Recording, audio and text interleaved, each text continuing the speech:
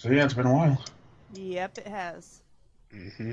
Hey everybody, Caleb here. I hope everyone's doing well. I have some guests. I'm back, bitches. Yes, it's True Blue Fuse, and Hi, I'm Hawkeye. boy, guys, it's been a while, hasn't it?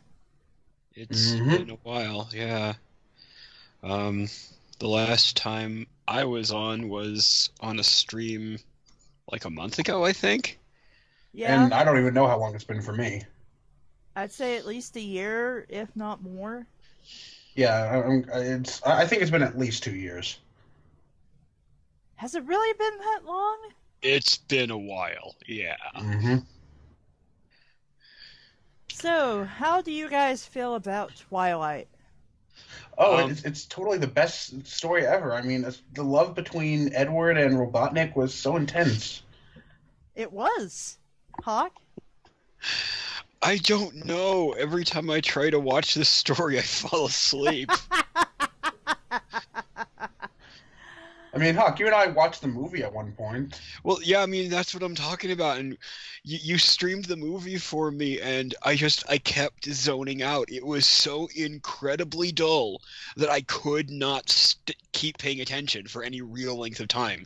The only thing I really remember about the movie Twilight is when the vampires were playing baseball, and Same.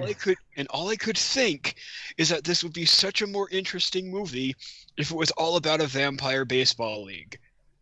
Basically, I mean, although I would have much preferred just vampire, what you call it, just actually pretty much any sport other than baseball would have been more interesting, honestly, if you ask me. Well, that's just a personal preference there. Well, yeah, but or better yet, them hitting each other with the baseball bats. That would be even better. That would be like anything more contact heavy is what I'm thinking. Just something where someone can get their head ripped off. That would be lovely. Well, that is technically the only way I think you can kill Twilight vampires, and even then, I don't think they die. Well, Mary Sue bullshit can Yeah. bring pretty much anything back. So, Yep. let's see about the chat here. Hi, Jigglies. Hi, May. How are you guys? Wait, there's a chat? Yes, That's what I we're was thinking. streaming. Oh, cool. Well, Did I already forget to knew mention but that still. again? Because I thought I told Blue, and I was thinking I told you. You did not mention it to me. Ah, damn it. Sorry. Suddenly I stream. Anyway, yeah, but we're streaming now. So yeah, if you didn't know Hawk, now you know. It's not a pre-recorded thing. Cool. Let's see here. Do, do, do, do, do.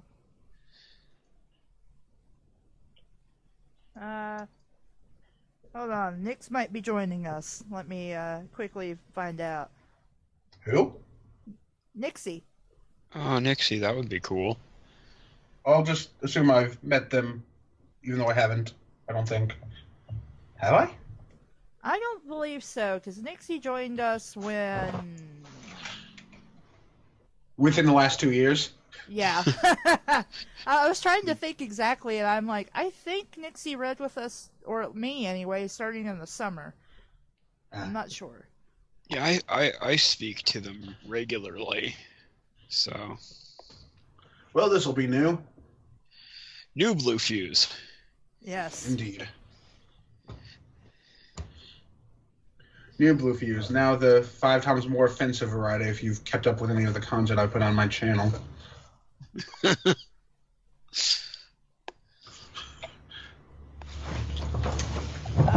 What the hell is that noise? I have no idea. It might have been my mic. Oh. Well, I guess that means I do have an idea, but just an idea. The keyword was might. Jigglies is so happy you're here, Blue. Ah, I'm glad you're happy, Jiggly. Did you see the Bad Fanfiction Creator? Yes. Trailer? Yeah, I saw it. Okay. Well, she did that, if you're wondering Yeah. who that is. Yeah, it was. Oh crap! my mic. I keep forgetting that I'm not wearing like wireless headphones because I'm so used to those right now. And I'm just tugging on my mic by accident. But yeah, that was a pretty good trailer. That was an interesting interpretation of what I look like.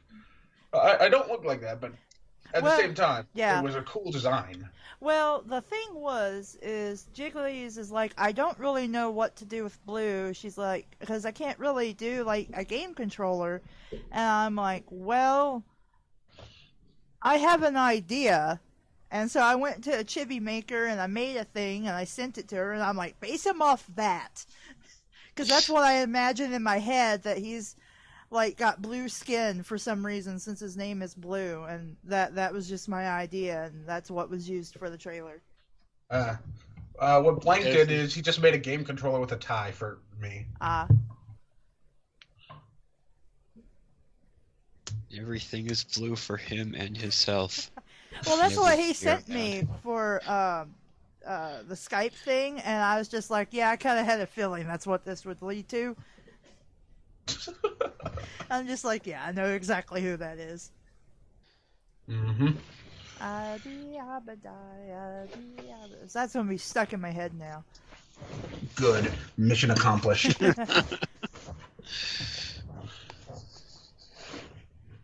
Okay, so do we want to wait for Nixie? Let's see, hold on, I got a thingy. Do you want to wait for Nixie and maybe read something else for the moment, or would you want me to bring in Jigglies, or what? You can start with anything. Why you feel hot? I don't have a problem with it if Jigglies wants to join us. Oh, here's an idea. You can read this read this story that Blank and I wrote called The Vector of the Alligator Story. No. I'm guessing it's pretty bad. You already made me read it. You don't need to subject Kassie to it. There was like a sex scene that was like a whole entire wall of text with no paragraphs that I did on purpose. Yeah, the whole thing, it's a send-up of bad fan fiction. And it's wonderful and horrible, and every time they come out with a new chapter, they make me read it to them out loud. And half the time, we reference the fact that we just put you in as a character for like 5 seconds. It's like, because they know that they're going to make me read it afterwards. Alright, let me add Jigglies. Okie dokie. Where are you, Jigglies?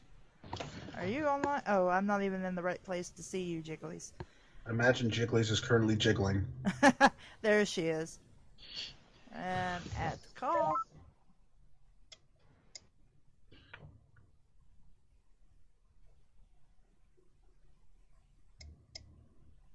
Or maybe not at the call, it's still thinking. I am alive. Oh, there we go. I was so that's wondering what you about sound that. like. So what did you think I sounded like? I had no idea. But this answers my question. She sounds like asked at this. some point. Jiggly, jiggly puff, jiggly. Puff, puff. So yeah, I found a PDF of Twilight just now, and I'm on chapter 3, so I'm here now. And if Nixie wants to step in once they're done with their dishes and stuff, then I'll step out for them. It's up to them. Well, we'll see. I don't know how many pages chapter 3 is, but we're about to find out. Oh God! Sure. I'm just looking at this. It's like, Jesus. Yeah. Oh my God! Wait, this is all chapter 3, or? No, this is the whole book. Oh wait. Oh, in that case, I need to go to chapter 3. Yeah, it's I was like page 28 for me on the kind of PDF. wondering why, like, it just randomly started with a Genesis quote. Because she thinks it means something and that it's really deep. I thought it was because Genesis does what Nintendo don't. Mm. Oh. Okay, so close the chat. So focusing on the things. Where's my pen? There it is. So how's everyone been? How's everyone's Christmas and New Year's been? Okay. It was good. Yeah, pretty good here. My bike pedal fell off, and so I had to get that fixed. was supposed to be fixed Tuesday, then it snowed. So just now getting it fixed. And now that I'm $60 in the hole for it. Well, things have been better for a good Christmas in a while since we moved here for a number of reasons. We got to see Moana. You guys should really see it. I recommend that. I actually saw it a while ago with my girlfriend. It was actually pretty good. It surpassed my expectations. I'll say that much. Way better than Frozen. I mean, yeah, I enjoyed. Definitely agree. Let's see. What else is there? I actually managed to, because I got my 2DS, I actually downloaded like Flip. I managed to get Flip Antenna, so I can make little animations on my 2DS if I wanted to. Oh, cool. I mostly spent the holidays just doing random things. Played a lot of GTA 5 with Hawk and some other friends. Mm-hmm. Did you hear the Danganronpa V3 is coming out tomorrow? Oh, wait, tomorrow? I think it's tomorrow. Is it? Yeah, There's tomorrow. a new Danganronpa game? Yeah, new Danganronpa V3. Oh god, I've only gotten as far as the first one. I don't play the games. I just watch them. Apparently, it's already been massively spoiled, but I don't know for certain. What is massively spoiled? Don't tell me. I still haven't gotten to the second. Who dies? Who lives? Who dies? Who's the mastermind? That kind of stuff. Really? No one here wants that given away. No. Yeah. I'm looking forward to V3. I would like to get what is it? PS4 it's coming out on? Yeah. I get one and actually play through it myself, but I probably aren't. I can't talk. Probably not going to have the money for that. But if you can just add me. I do know that when it comes to America, it's going to be called Killing Harmony. So there's that. That's his. So I'm looking forward to the dub, and I can't wait to see. I actually like that title better than just sticking V3 on it. And especially since the protagonist is music based, but yeah. Spoilers, even though that was probably already known. Yeah, it was. I'm really out of the loop. So are we gonna? I think I'm locked up in a. No, I'm not even gonna spoil the first one. Screw it. It's okay. I already know about the first two. Yeah, but what if someone in the street doesn't? Yeah, they've probably been super spoiled already because me and Jigglies have been talking about this nonstop. So if anybody was into Danganronpa and we spoiled stuff, I am incredibly sorry. Granted, I pretty much spoiled the whole game for myself, the first one, just by thinking. Have you seen the Danganronpa 3 anime, Blue? No, not yet. I haven't seen any of the anime versions. The last anime I watched was Sword Art Online, and it sucked. So I've heard. Yeah. I'm chewing on ice. Oh. Yeah, I'm actually going to upload a video on it tomorrow. At least that's the plan. Are we going to read right now, or? Just one last comment about Sword Art Online. You'll probably be able to find it if you're interested, but I saw and watched, I think it was a 2-part video about this guy explaining why the game within Sword Art Online itself would suck as a, multiplayer RPG. Oh, yeah, I think I saw the same video, actually. And I'm like, I don't really play those kinds of things, but I'll take your word for it that this would suck balls. Yeah, it would.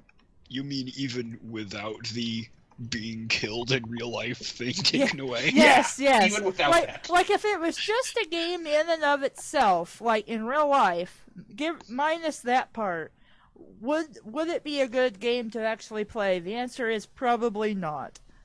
I mean, if you just look at it, it pretty much spells out the biggest problem right before you in the entire series, because throughout the entire anime, some douchebag hogs all of the quests in the game, pretty much.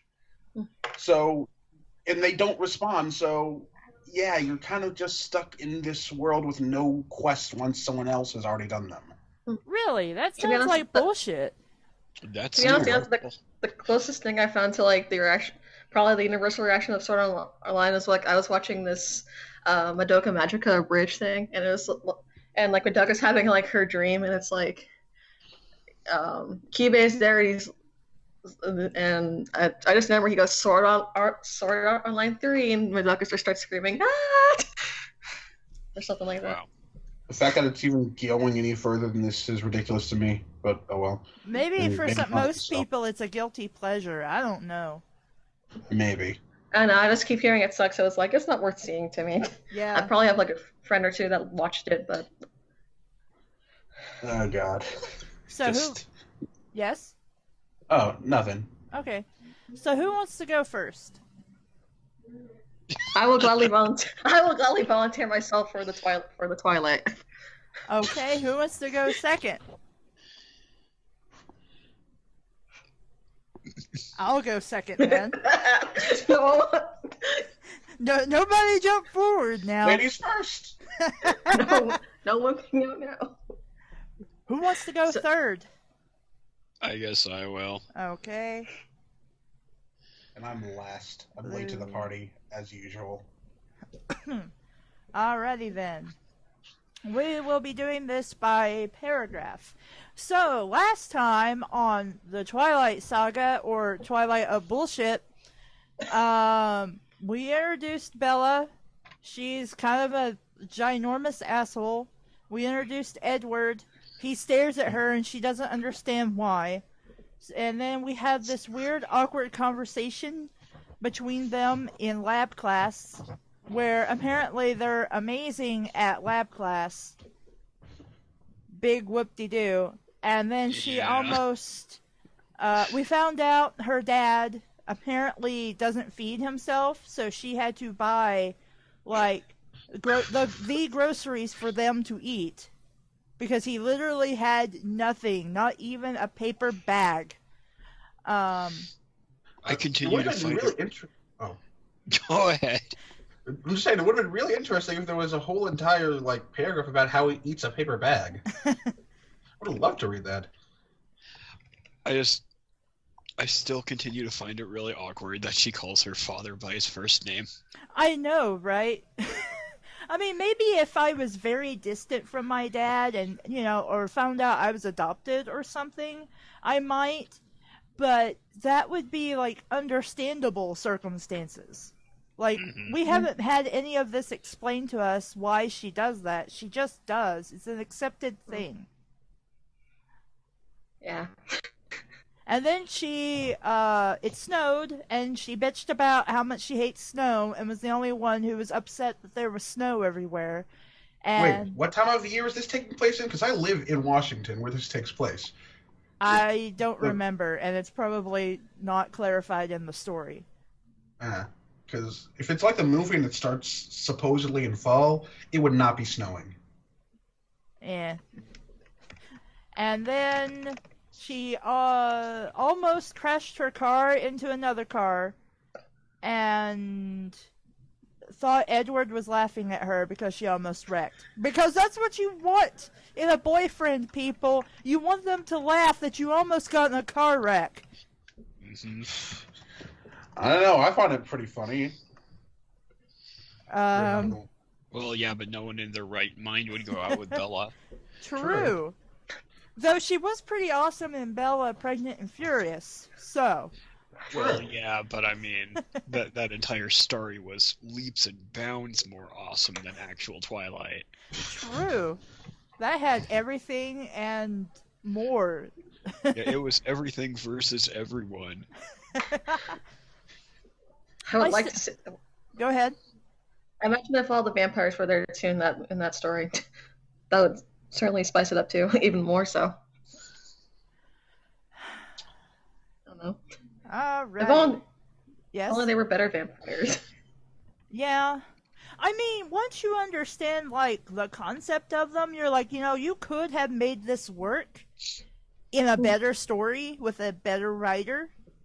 Yeah. Because basically what you have is a golem. A golem? That is nearly indestructible. In referring to what? The Twilight vampires. Yeah, because you have to understand that a golem is a magical construct. It doesn't have any life of its own. Yeah. Okay. So, Jigglies, reading by paragraph, take it away. Okay, so we're on chapter 3, Phenomenon. Yes. When I opened my eyes in the morning, something was different.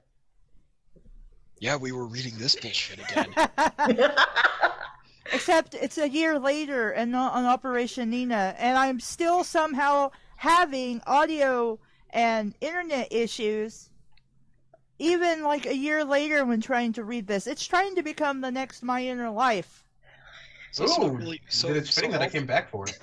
So the novel of Twilight and the series just went challenge accepted to being the next My. Yes. So all things considered, it's really not that different. It was the light. It was still the gray-green light of a cloud. What? Gray-green? Grayish-green. They're prophesizing 50 Shades of Grey earlier. I guess. No. Light of a cloudy day in the forest. What the fuck does that mean? How are you in the forest now? Are you just walking around there? Did you go to the park? What the hell? No, To be fair, In the forest. it's kind of forested everywhere in Forks.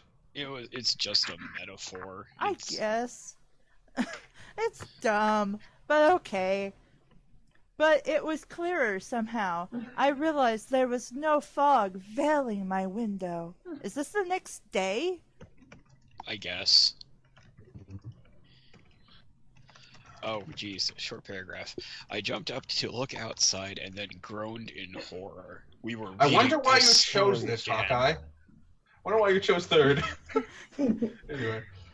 A layer of fine snow covered the yard, dusted the top of my truck, and widened the road. But that wasn't the worst part. All the rain from yesterday had frozen solid, coating the needles on the trees in fantastic, gorgeous patterns that never happens, and making the driveway a deadly ice slick. Well, yeah, that does happen. I had enough trouble not falling down when the ground was dry. Like, is she... She's is she special. stupid? She's special. She's just a derp. Yeah. It might be safer for me to go back to bed now. I would agree. If there's ice and shit everywhere, fuck school. Go back to bed. Home. Just stay home. Under the warm Yeah. covers.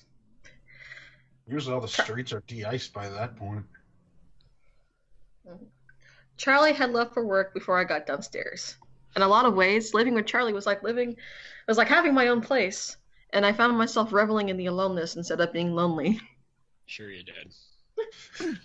I threw down a quick bowl of cereal. You threw it down, so you didn't eat any of I it. threw it on the ground!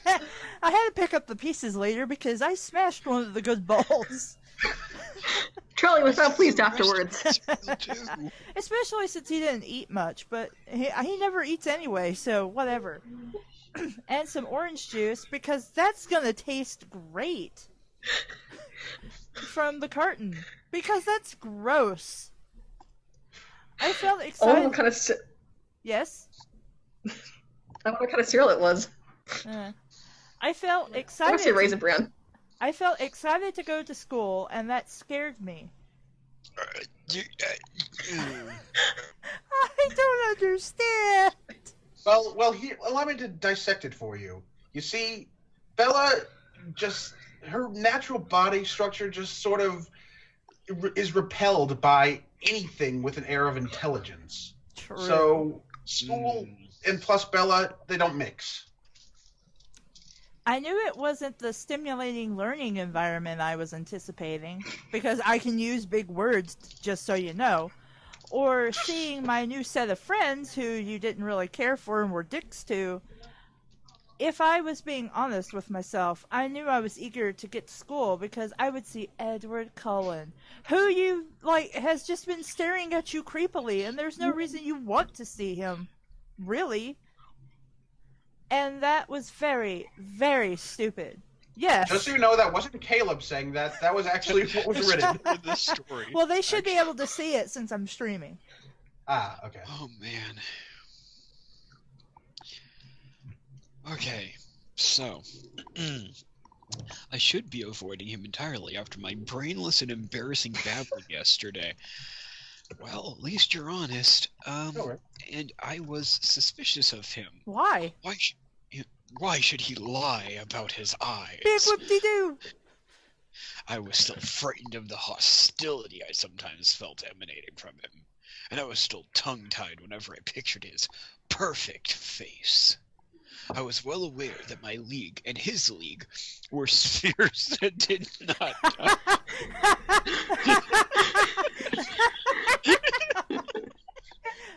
Oh my god. Trying too hard for one. So I shouldn't be at all anxious to see him today. You shouldn't be anxious at all. This whole thing is dumb. He's been creepy this entire time. Nothing about this situation says, hey, this guy's like hitting on me or cool or something. I should like want to see him and hang out with that dude. Because he's not creepy at all. Blue. Yeah? Your turn. Oh, right. I'm just spacing out. I think my subconscious is trying to get me as far away from here as possible. Anyway, it took almost every ounce of my concentration to make it down the icy brick driveway alive. Because there were like clearly spikes and death traps and well, of course. just Didn't you know she's in a video game? You have to watch out for that shit. That would be an awful game. Oh, that would be so great if Junko suddenly showed up. And acting despair upon Bella. Please somebody do Bella that. Swan versus Junko and Oshima. That's the new fanfic. I want to see it. That's a sequel to Bella Swan yes, fighting the please. Fears. I almost lost my balance when I got to the truck, but I managed to cling to the side of the mirror using hacks and save myself. Clearly today was going to be nightmarish. Driving to school, I distracted myself from my fear of falling and my wanted speculations about Edward Cullen by thinking about Mike and Eric and the obvious difference in how teenage boys responded to me here. I was pretty sure I looked exactly the same as I had in Phoenix. Maybe it was just that boys back home had watched me pass slowly through all the awkward phases of adolescence and still thought of me that way. Perhaps it's because I was a novelty here, where novelties are few and far between. Perhaps possibly my crippling clumsiness was seen as endearing rather than pathetic, casting me as a damsel in distress. Whatever the reason, Mike's puppy dog behavior and Eric's apparent rivalry with him were disconcerting. I wasn't sure if I didn't prefer being ignored. Yes, because it's so much of a bother when people like you. Yes. My truck seemed to have no problem with the black ice that covered the roads. I drove very slowly, though not wanting to carve a path of destruction. Wait, I read that weirdly. I drove very slowly, though not wanting to carve a path of destruction through Main Street. What the hell happened to Pregnant and Furious? Come on, carve a path of destruction. Make this awesome. Yes. Hit the devil and Hitler with your car by like hitting a thing of ice and then T-boning, or whatever that's called, where you like the back slides and hit. And merge the. You go on. I'll say what I said last. Wait, what? I'm sorry. I stand here again. I'm sorry. I was going to say something. Well, go ahead. That was pretty much my thought. Merge the boat and her car together like a transformer or something. Oh, that'd be cool.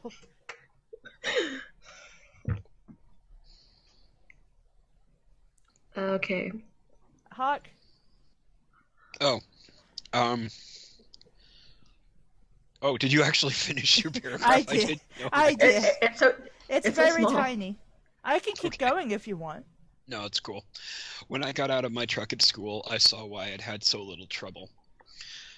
Something silver caught my eye, and then it smashed into my skull. Oh God, please! That would be better than this story. And I walked to the back of the truck, carefully holding the side for support to examine my tires. There were thin chains crisscrossed in diamond shapes around them. Charlie had gotten up who knows how early to put snow chains on my truck. My throat suddenly felt tight. I wasn't used to being taken care of, and Charlie's unspoken concern caught me by surprise. Don't worry, First. Bella. Your throat will be very loose after a while. First, how do you not know this once you initially left the house, got in your truck? Like, wouldn't you have like, hey, my tires look weird. Oh, there's chains on them. Okay. No, she was too busy sliding to her death. Well, I Stage guess one, when we've spikes are already imminent, you notice like that first. Everything else just kind of fades into the background. It's like when I played that Nancy Drew game and the killer met me at the top of a well, and the only thing I could focus on was the fact that she had a wrench, and I was just like zoned everything out, and all I could think of was, I'm fucked, because I'm trapped down here, and she's got a wrench.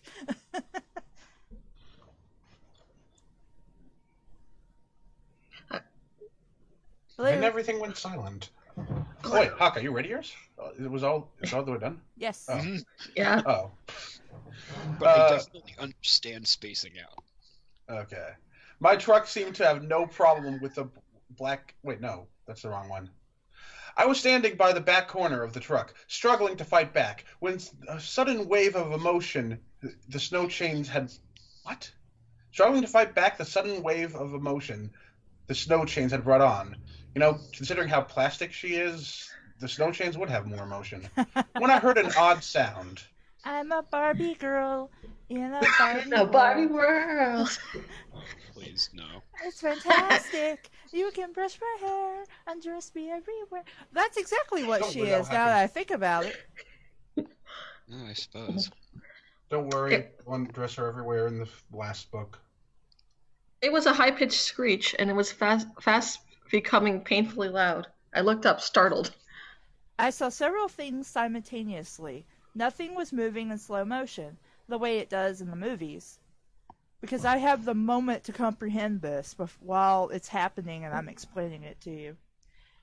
Instead, the adrenaline rush seemed to make my brain work much faster, and I was able to absorb in clear detail several things at once.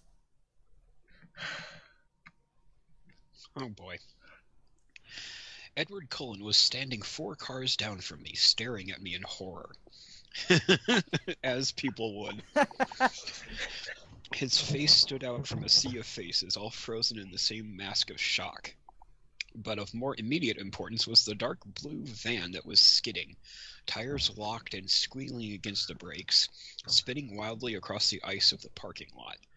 It was going to hit the back corner of my truck, and I was standing between them. I didn't even have time to close my eyes.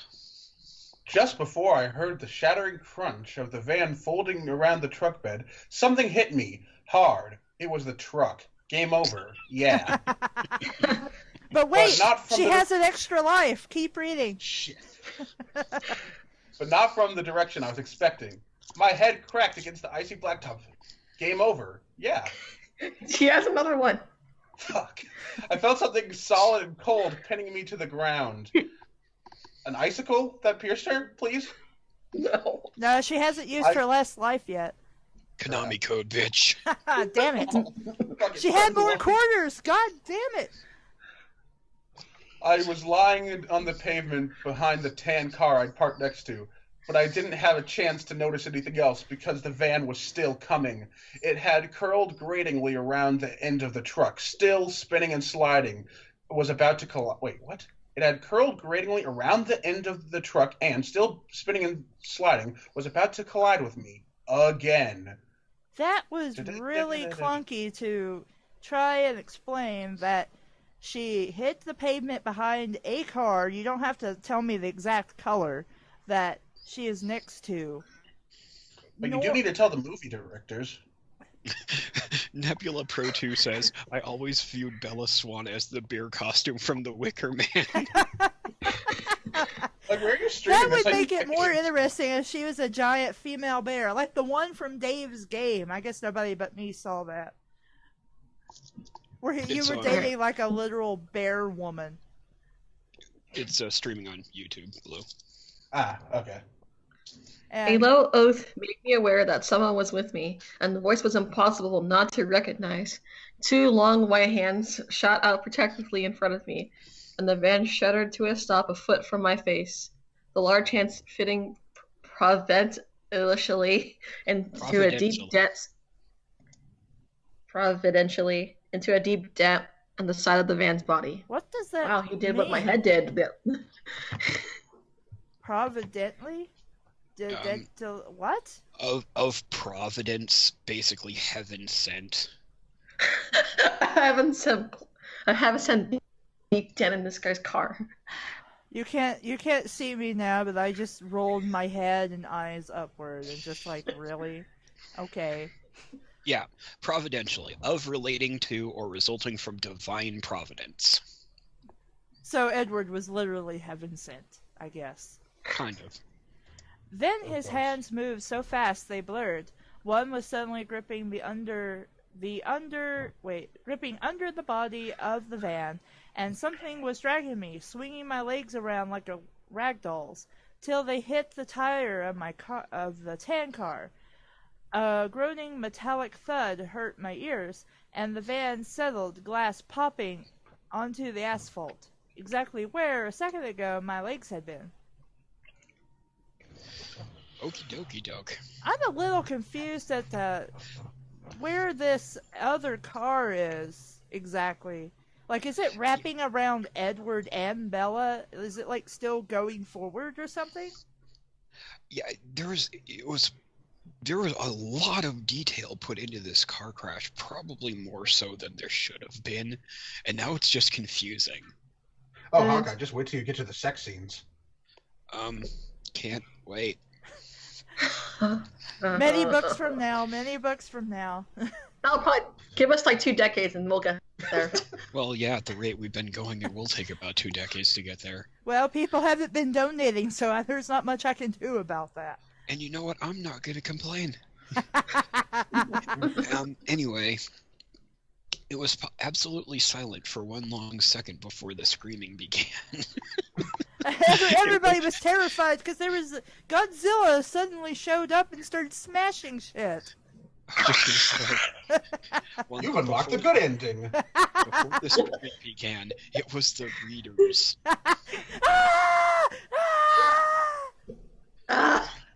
In the abrupt bedlam, I could hear more than one person shouting my name. What does that mean? What, bedlam? Yes. I'll look it up. Insanity. Oh. She couldn't just, use normal words? Bedlam, People would know. Bedlam That is uncommon of word. according to dictionary.com, a bedlam's a scene or state of wild uproar and confusion. Okay. Or are more archaic in insane asylum or madhouse, which is what I was referring to. Okay. But yeah, bedlam is actually a fairly common word. I have never heard it. I have. Wow. Well, now you have. Maybe it's a regional thing where sometimes words die out in certain areas but not others. That's actually possible, yeah. Anyway, where am I now?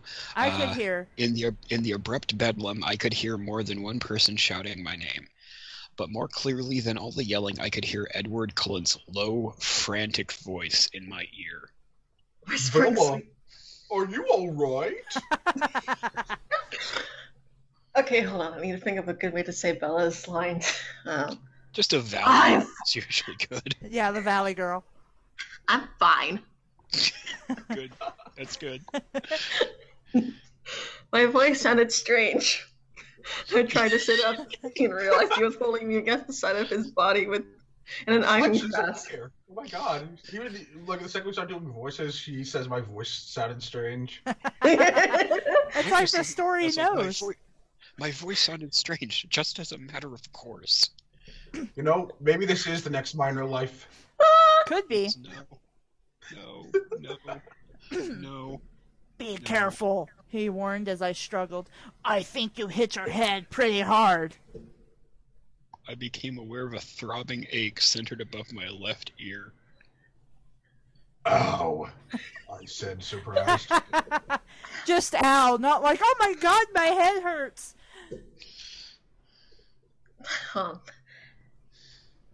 Like, that's what I thought. I don't even... His voice amazingly sounded like he was suppressing laughter. Yeah, I too enjoy laughing at Bella's pain. Edward's not right in the head. We all know that by now. How in that? I trailed off trying to Wait, clear I thought it my was my head. turn. Wait, Didn't Jiggly just read? Yeah. I messed up. I thought you had just read. It's okay. I trailed off, trying to clear my head, get my bearings. How did you get over here so fast? I was standing right next to you, Bella, he said, his tone serious again. I turned to sit up, and this time he let me, because he wasn't before, releasing his hold around my waist and sliding as far from me as he could in the limited space. Well, that's not even true. Of course it wasn't as far as he could. In the past tense, it implies you know this. Whatever. I looked at his concerned, innocent expression and was disoriented again by the force of his gold-colored eyes. Turns out he's related to Medusa. Bastards. I forgot about this shit being in the story. Like what? The fact that his eyes are gold? Yeah, because Hawk has a Cassie thing. and Hawk. Okay, Cassie and Hawk read this kind of fictional thing called Emily H. the Viking Princess, and her eyes were constantly described as gold, and eventually it got to Hawk. She was a human who had gold-colored eyes, and that was never explained, but it kept being harped upon. Maybe it was just a weird way of them saying amber? No, she was very clear that her No, hair it was always and her gold. eyes And gold. Hawk just got nuts about this because apparently that's a thing he cannot stand. Where Alright, were so- we again? What was I asking him? And then they found us, a crowd of people with tears streaming down their faces, shouting at each they other, had something shouting else at down us. their faces. Okay, Cassie. so it's my turn? Okay, I Yes. found my place now. Don't move. Yes. Don't move! Someone instructed. Hands in the air! Hands in the air! Well, I could understand. You know, Bella's a freaking bear lady. I'd be scared that there's a bear in the town, too. Yeah.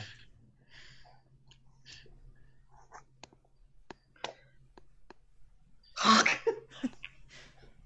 So Adrian Kilgore says, my English teacher loves this book so much. She even has posters in her classroom. She compared it to Shakespeare. Oh my and all god. I can think is, she must not understand Shakespeare. That's the All I only- can think is transfer. Yeah, but I'm just It's like, funny we talk about Shakespeare because that's what I'm reading his tragedies for one of my classes. I'm just like, if you were comparing this to Shakespeare, you don't understand Shakespeare. What is being written there is going over your head. I mean, I could understand guilty pleasures, because I have them, but, like, I also know that it's a guilty pleasure. There's a big difference between me liking, say, Tank Girl, and then comparing, and then saying it's the same thing as Star Wars. There's a big Yeah. difference there. Exactly. I mean, No, you can I enjoy actually- it, but you know, so you can still be critical of like that it's not great. Yeah. You know, I actually kind of have to question in a school where like your teacher's like comparing Twilight to Shakespeare. I have to wonder, was 50 Shades an assigned reading? I mean, just Lord, I hope have to not, wonder. because that is 1,000 times worse than this. indeed it is. That it most certainly is. Anyway, It's Is it my Hawk's turn. Oh, It's Hawk. Get Tyler out of the van! Someone else shouted, out of the van! Out of the van! Get on your knees! Hands behind your head! That's what he gets for being black. Yeah, obviously. I'm pretty certain he was black in the movie. But oh well. I never saw him, so I don't know. I have no interest in a movie. Yeah. There was a flurry of activity around us. I tried to get up, but Edward's cold hand pushed my shoulder down. Just stay put for now. But, like, it's totally cold, I complained. It surprised me when he chuckled under his breath. There was an edge to the sound, because that's not creepy at all. Yeah. You were over there, I suddenly remembered, and his chuckle stopped short. You were by your car. His expression turned hard. Ew. No, I wasn't, dumb bitch. Yuck. Yuck, yuck, yuck. I saw you. All around us was chaos. I could hear the gruffier voices of adults arriving on the scene, but I obstinately held on to our argument. I was right, and he was going to admit it. Why? Why is this important, really? Okay. Bella, I was standing with you, and I pulled you out of the way. He unleashed the full, devastating power of his eyes on me. Like he was Cyclops. Oh, well, that too. As if trying to communicate something crucial. No, I set my jaw. The gold in his eyes blazed. Bitch, please. Apparently, Edward was really high at the moment. Yeah, that's what I was thinking. It's like, maybe that helps explain his eyes, is that he's just totally blazed. Well, if he was a D&D character, that could kind of explain something, considering some of the drugs in D&D. But anyway. Why?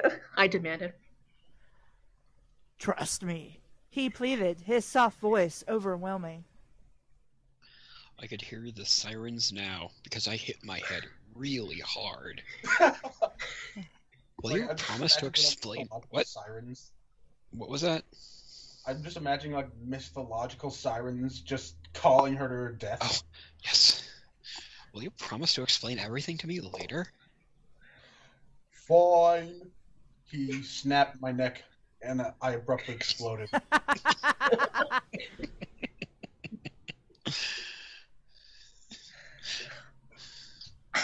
Fine, I said angrily. Why are you angry about this? He agreed that he would explain. Because she didn't get what she wanted. She got exactly what she wanted. She's like, Yeah. explain it to me, and he's like, sure. But She wanted. she didn't get instant gratification.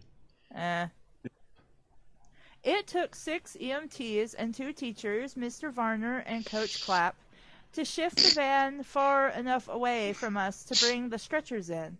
Edward vehemently refused his, and I tried to do the same, but the traitor told them I'd hit my head and probably had a concussion.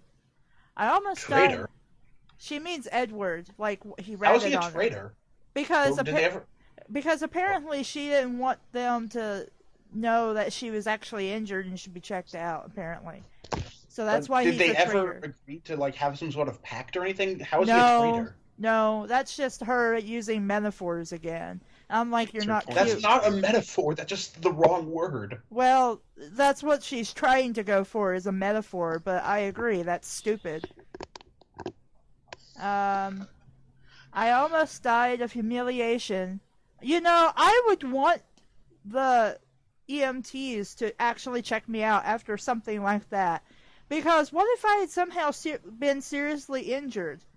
Like, a lot of shit just went down. You were almost in a car wreck, if not actually included in a car wreck. The brain damage. She's Well, she had already that brain before. damaged. And the brain damage. And the brain damage. Yeah. And the drain damage. I almost died of humiliation when they put me on the neck brace. Okay. It looked like the entire school was there, watching soberly as they loaded me in the back of the ambulance. Edward got At least to they're ride. not drunk. Edward got to ride in the front. It was maddening. Why would he be in the front? He's Because he's not. stealing the ambulance. It's just like GTA. I guess, though I don't. Well, I mean, there's no logic to be found in I the story. Let's know, just keep I going. know. Okay. Wait, I think that's you, Hawk. Wait, did you actually finish the paragraph? I did. Yes. Oh, okay. I didn't notice. To make matters worse, Chief Swan arrived before they could get me safely away. Well, of course your dad would show up. And why wouldn't you say dad? Why are you specifically referring to him? What, you know what? It doesn't matter. You're stupid. That's all there is to it.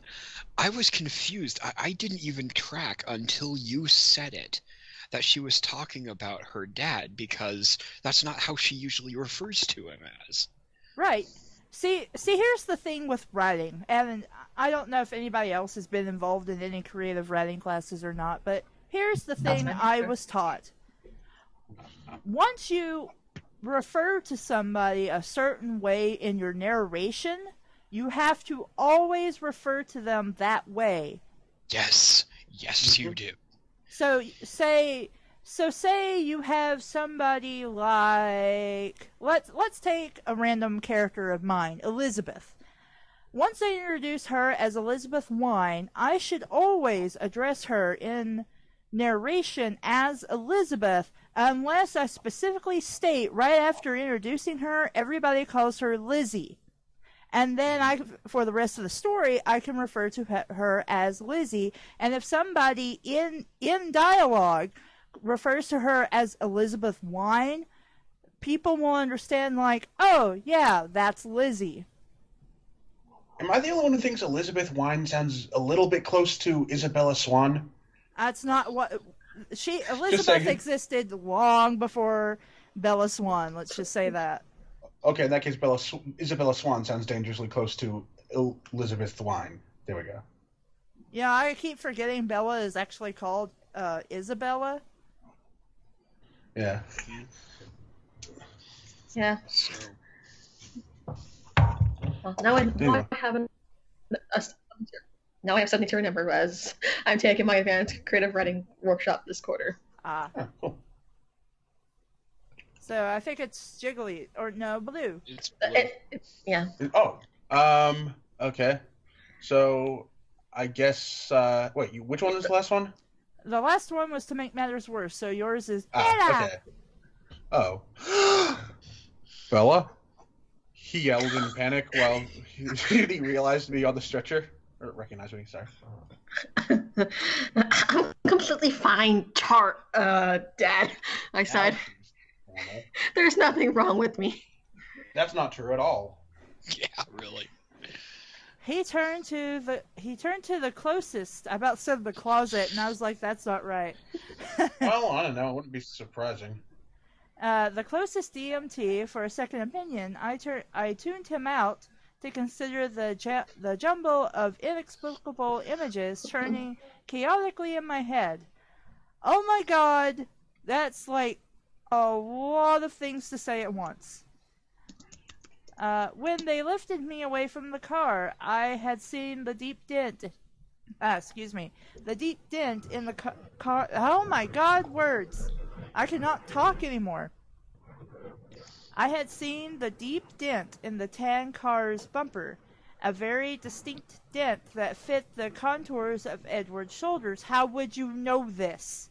As if he had braced himself against the car with enough force to damage the metal frame. Why not? And then there was his family, looking on from the distance, with expressions that ranged from disapproval to fury, but held no hint of concern for their brother's safety. I tried to think of a logical solution that could explain what I had just seen. A solution that excluded the assumption that I was insane, which is most likely the correct assumption. Naturally, the ambulance got a police escort to the county hospital. I felt ridiculous the whole time they were unloading me. What made it worse was that Edward simply glided through the hospital doors under his own power. I ground my teeth together. They put me in the emergency room, where you rightfully should be after being in a car accident. A long room with a line of beds separated by pastel-patterned curtains. A nurse put a pressure cuff on my arm and a thermometer under my tongue. Well, there are other places that she could stick that thermometer, so be glad. Since no one bothered pulling the curtain around to give me some privacy, I decided I wasn't obligated to wear the stupid-looking neck brace anymore. Keep that on. Keep it on. It's good. She takes it off and her neck immediately just snaps. Yeah. When That's what she deserves, but, she's not going to get what she deserves. Of course. When the nurse walked away, I quickly unfastened the Velcro and threw it under the bed, because that's gonna be a good hiding place. Good job! There was another flurry of hospital personnel, another stretcher brought to the bed next to me. I recognized Tyler Crowley from my government class beneath the blood-stained bandages wrapped tightly around his head. Wow. I'm just looking at what Nebula Pro said. Bella's Mary Sue powers heal her Wolverine style. Tyler, or actually, I find it more believable that instead of taking on the pain and damages herself, she shifts it to somebody else, and that's why Tyler is so screwed up. That would make a lot of sense. Tyler looked 100 times worse than I felt. See? But he was staring anxiously at me. Because he's somehow conscious. You did this to me! You bitch! I'll kill you! I'll fucking kill you! Bella, I'm so fuck you! I'm fine, Tyler. Oh God, you look awful. Are you right? Because that's what you say to somebody in that situation. And you just casually ask, "Oh, are you all right?" As we spoke, nurses began unwinding his soiled bandages, exposing a myriad of shallow slices all over his forehead and left cheek. He ignored me. I thought I was going to kill you. I was going too fast, and I hit the ice wrong. He winced as one nurse started dabbing at his face. Nobody dabs anymore. I know some people who do, unfortunately. Okay then. Don't worry about it. You missed me. Damn. Can we just leave it at damn? No, read the line. How did you get out of the way so fast? You were there, and then you were gone! Edward pulled me out of the way. He looked confused. Who? Edward Cullen. He was... Oh, sorry. I dropped my Valley Girl. Edward Cullen. He was standing next to me. I'd always been a terrible liar. And by that I mean I was terrible and lied constantly. I didn't sound convincing at all. Cullen, please tell me I hit him too. I didn't see him. But it was so fast, I guess. Is he okay? Please tell me he's dead. I think so. I think so. Good timing. Not wrong, he is dead. He's here somewhere, but that didn't make him use a stretcher. I knew I wasn't crazy. Nobody said you were, that in the story yet, anyway. Oh my god. What had happened? There was no way to explain away what I'd seen. Well, guess there is. You just don't know it yet. They wheeled me away then to x-ray my head. Wow, that's a really strangely worded sentence. They wheeled me away then, to x-ray my head. I told them there was nothing wrong, and I was right. Of course you were. Bella sounds like me when I was hit by... I didn't get a concussion, so I was lucky. But I didn't have Edward there, which is a good thing. Not even a concussion. What? Wait, not even a concussion? Concussion is pretty freaking bad. I asked her if I could leave, but the nurse said I had to talk to a doctor first. So I was trapped in the ER, waiting, harassed by Tyler's constant apologies. You're an asshole. Oh my god. That's nothing new. Harassed by Tyler's constant apologies. You call that harassment? I've heard dumber things called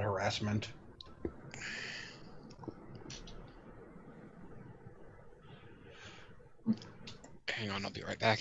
Okay. Okie dokie. Should I just take over Hawkeye's part? Well, let's read the chat for a minute. Okie dokie. Let's see here. Mr. Bay is too pure for this trash. Because Levi asked, what if Michael Bay wrote this? And he wrote in the chat.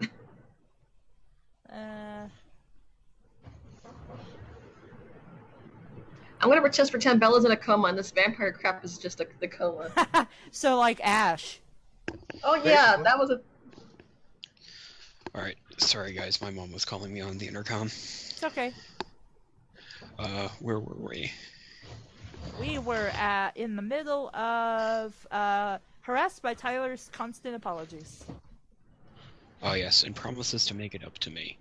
No matter how many times I tried to convince him I was fine, he continued to torment himself.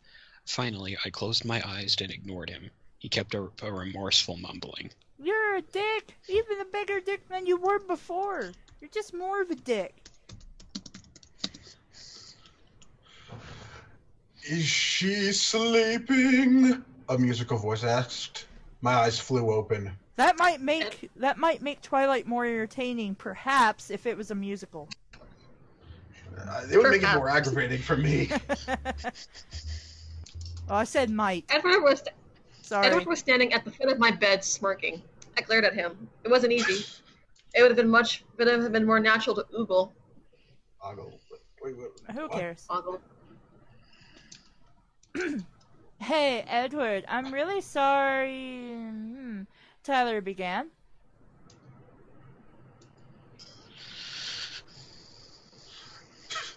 Talk. Hang on. Okay. I didn't realize you'd gone through 3 paragraphs so fast. Yeah, these are actually kind of short when we sit down to read them. Edward lifted a hand to stop him. That's not a paragraph, that's a sentence. Yep. Alright. No blood, no foul, he said, flashing his brilliant What kind teeth. of phrase is that? I want to look that up. No blood, no foul. So. Also, there was blood. Tyler's blood. He's the only one heard of this bullshit. Okay, the phrase "no blood, no foul" insinuates that as long as violence does not leave a mark, it is not prosecutable. Mm-hmm. It has been used in street ball, camp nama, torture, and medical malpractice. So. Yep. He said, flashing his brilliant teeth, which instantly somehow didn't reveal that he was a vampire. He moved to sit on the edge of Tyler's bed, facing me. He smirked again. I just realized I got cucked hard. He began stripping off Tyler's clothes. Okay. That would be far more interesting, I'm sure. I would read it. Still a better love story than Twilight. Yes. So, what's the verdict? He asked me. There's, nothing wrong with me at all, but they won't let me go. Those assholes. I complained. How come you aren't strapped to a gurney like the rest of us, prick? It's all about who you know, he answered. But don't worry, I came to spring you. I know I'm sprung.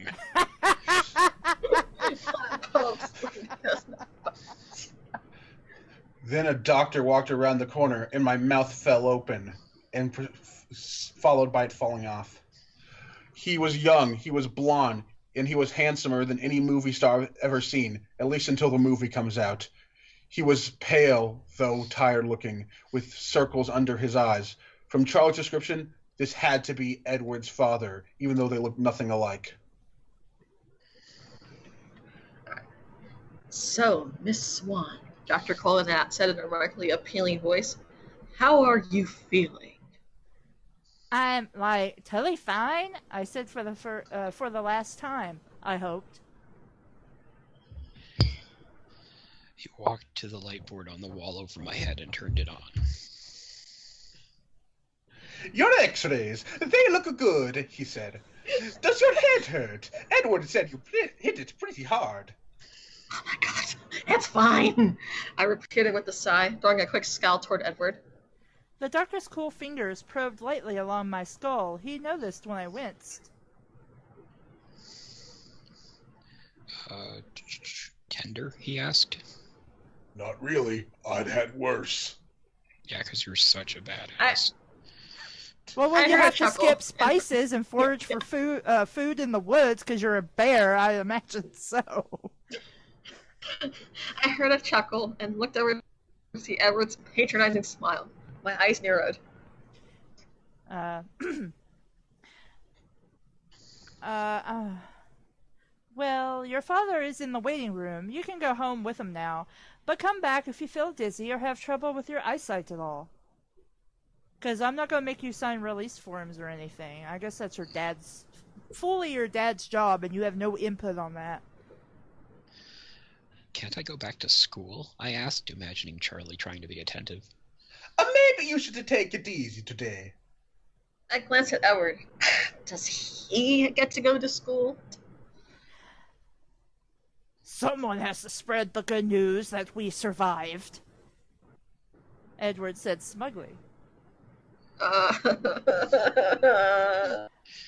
Actually, Dr. Cullen corrected, most of the school seems to be in the waiting room. Really? Really? That's what I was thinking. I'm like, are you serious? You guys are not that important to the entire school. I'm sorry. You just came here, didn't? That would never be allowed. No. That's going to cause a lot of deaths just by that thing alone. Yeah, there's so just many the of them lines away. outside, just people getting run over on the street because the line's that long.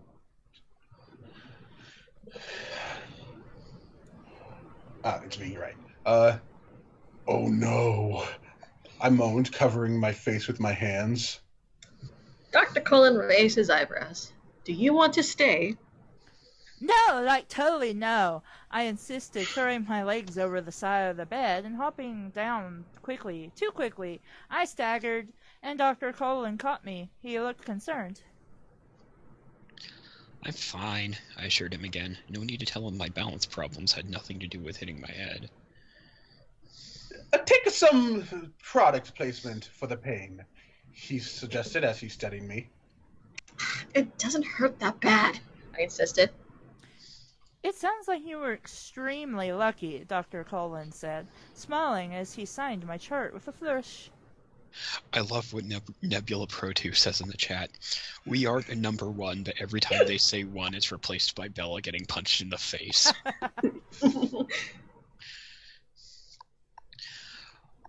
Lucky Edward happened to be standing next to me, I amended, with a hard glance at the subject of my statement. Oh, well, yes, Dr. Mario agreed, suddenly occupied with the papers in front of him. He then looked away at Tyler and walked to the next bed. My intuition flickered. The doctor was in on it. I'm afraid you'll have to stay with us just a little bit longer, he said to Tyler, and he began checking his cuts. As soon as the doctor's back was turned, I moved to Edward's side. Can I talk to you for a minute? I hissed under my breath. He took a step back from me, because I was contagious. Your father is waiting for you, he said through his teeth. That's not my turn yet. I'm sorry. It's okay. I glanced at Dr. Cullen and Tyler. I'd like to, speak with you alone, if you catch my drift, if you don't mind, I pressed. He glared and then turned his back and strode down the long room. I nearly had to run to keep up. As soon as we turned the corner into the short hallway, I lost my balance and slammed into a wall because that's what's been happening all day long. And then he spun around to face me. What the fuck do you want? He asked, sounding annoyed. His eyes were cold. He's suddenly Mario, too. His unfriendliness and Italian accent intimidated me. My words came out with less severity than I intended. Listen, I know you like to oogle me and all, but you owe me an explanation. I reminded him. I saved your life. I don't owe you anything. Samnus Arandine?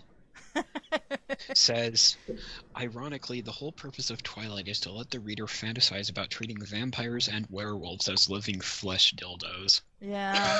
Yeah. Yeah. Twilight equals minor life license edition. But then Except- again, you can just get random shit from Bad Dragons, so... Yeah, but Twilight isn't as actively terrible as My Inner Life. Frankly, Twilight is more boring than anything else. Yeah. That's true, actually. I saved your life. I don't owe you anything. I read that, didn't I? Oh, did you? Yeah. I flinched back from the resentment in his voice. You promised. He doesn't actually have to keep it, you know. No, it'd be nice if everyone was a consistent shade of dickery. Well, insert 50 Shades of Grey joke here and I'm done. Anyway. Bella, you hit your head like with the coin blocks. You don't know what you're talking about. His tone was cutting. My temper flared now, and I glared defiantly at him. There is nothing wrong with my head. That's a lie. He glared back. What do you want from me, Bella? I want you to be my, male penis so I can enjoy myself from time to time, okay? Bella versus Jenna. Going up and down like a pogo stick. Yes, yes. I'm just reading Nebula Pro 2's comment, like Bella and Jenna, they fight with their walking dildos, and I'm just thinking, that sounds like some sort of Walking Dead fanfiction, the walking dildos. Everybody's secretly been transformed into a penis, and if you touch them, you become a penis too. Or everyone's boyfriend's basically a zombie, and they still go up and down like a pogo stick on that. Well, I could wear my necrophilia shirt. That would be appropriate. Anyway, where are we actually? I don't know. I said, what do you what do you want from me, Belle? It's Hawk, it's your turn. I want to know the truth. I want to know the truth, I said. I want to know why I'm lying for you.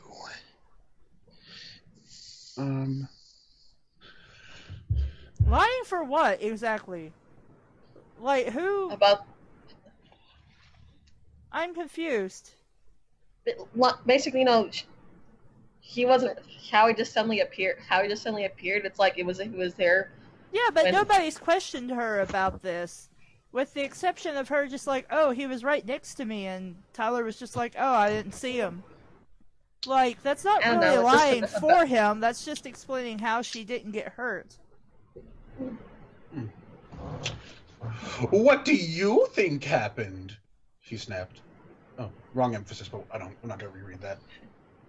It came out in a rush Like, from all the I back know... end. That's what she said. Ew, it was really stinky and messy, and I had to walk, do that really horrible walk of shame all the way back to my house.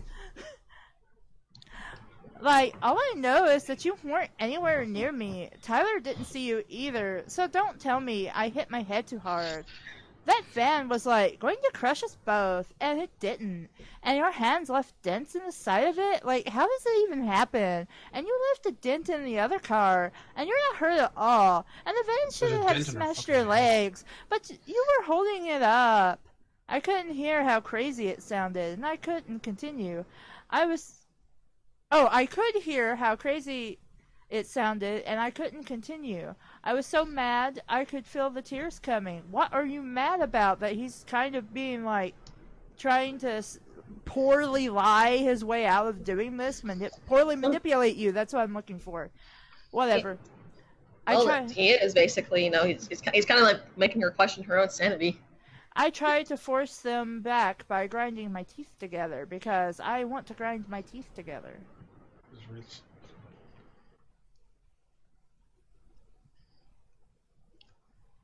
He was staring at me incredulously, but his face was tense, defensive.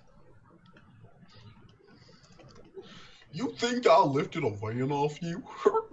His tone questioned my sanity, but it only made me more suspicious. It was like a perfectly delivered line by a skilled actor, and I think totally that damn, I can't even remember the actor's name. Screw, joke aborted. Robert Pattinson, that was his name. I'm really nutted once, jaw tight. Nobody will believe that, you know. His voice held an edge of desertion now. Desertion?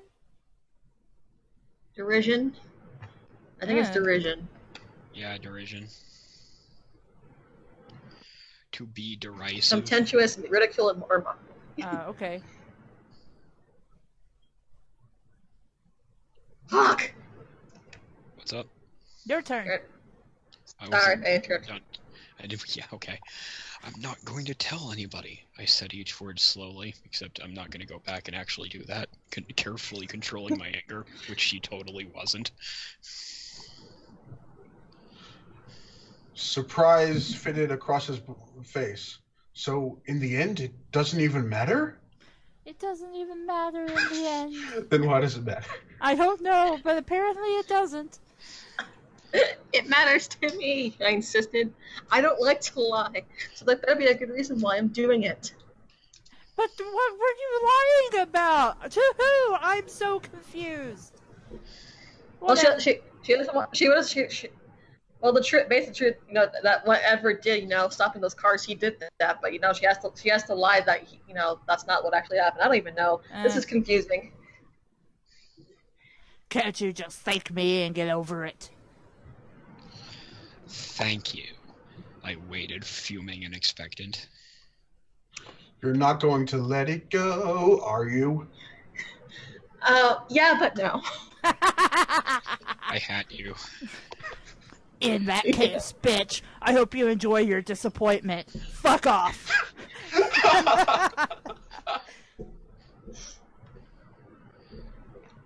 We scowled at each other in silence. I was the first to speak, trying to keep myself focused. I was in danger of being distracted by his livid, glorious face. What? I'm gonna repeat that. His livid, glorious face. Those two words don't go together, Fred. I'm thinking about this face contorted with rage, red almost to the point of being purple, but there's this halo around it. He has ascended to godhood! Quite literally Old Testament, I guess. It was like trying to stare down a destroying angel. Yeah, I think I would be fleeing instead of staring at this mess, but whatever. Why did you even bother? I asked frigidly. He paused, and for a brief moment, his stunning face was unexpectedly vulnerable. I don't know, he whispered.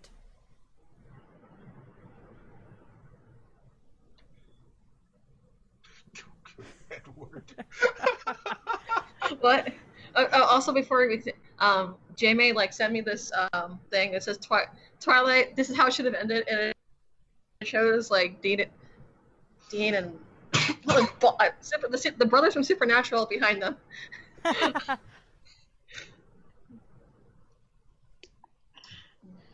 Hawk.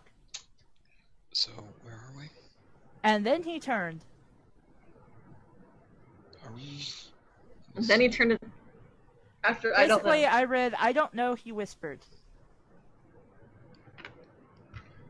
Oh, crap. We're at the bottom of page 35, if that helps at all. Yeah, and then he turned his back on me and walked away. Yeah, that's your line. I was so angry, it took me a few minutes until I could move. No, that's because you took your neck brace off and you were temporarily suffering from paralysis. When I could walk, I made my way slowly to the exit at the end of the hallway. The waiting room was more unpleasant than I feared. It seemed like every face I knew in force was staring at me. Charlie rushed to my side. I put up my hands. You know, the fact that everyone's there almost does sound like a Jenna thing. Yeah. There's nothing wrong. Oh, damn. There's nothing wrong with me, I assured him sullenly. No, that's sullenly. You said this sadly, like you were wanting something to be wrong with you? Well, at least there is. At the end of the day. Oh. So she shouldn't be too upset. I was still aggravated, not in the mood for chit-chat. What did the doctor say? Dr. Mario saw me and he said I was fine and I could go home. I sighed. Wait, wouldn't he have mentioned this to your dad before you could actually leave? I mean, granted, you just jumped out of the fucking bed and left, but still, wouldn't they have informed your dad about this shit before you could actually leave? Somebody has to sign your release forms. Well, yeah, you're not wrong. I'm surprised Dr. Mario hasn't been fired yet. Well, he probably just, like, threatens to kill his entire staff if they fuck with him. True. Anyway. Well, I mean, they just walked in on him drinking blood that one time, and now no one even wants to talk to him. Yeah. I mean, that shit had AIDS in it. I don't even know. Like, they're just like, why are you doing that? But they're just like, yeah, let him keep it. Let's give it his job. He's not going to last long. But anyway. Where was I? Right. So I sighed. Mike and Jessica and Eric were all there, beginning to converge on us. Let's go, I urged. Charlie put one arm around behind my back, not quite touching me, and led me to the glass doors of the exit. I waved sheepishly at my friends, who weren't really my friends, but I just called them friends anyway, hoping to convey that they didn't need to worry anymore. It was a huge relief, the first time I'd ever felt that way, to get into the cruiser.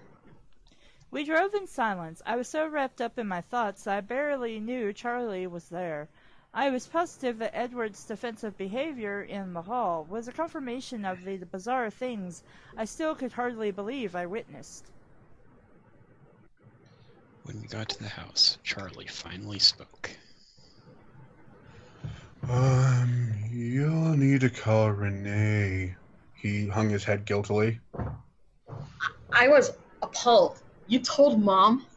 Sorry. What? Yes, he told Mom. Why wouldn't he tell your mother that you were in a fucking car accident and went to the fucking hospital? That would be rather douche of him not to. Right. I slammed the cruiser's door a little harder than necessary on my way out.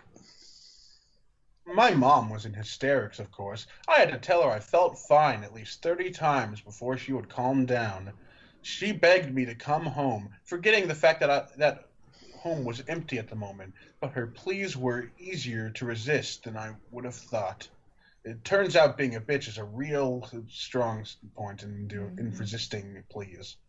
I was consumed by the mystery Edward presented, and more than a little obsessed by Edward himself. Stupid, stupid, stupid. Well, that's the review of the whole entire book. Yep. I was eager to escape Forks, as I should be, as any normal sane person would be.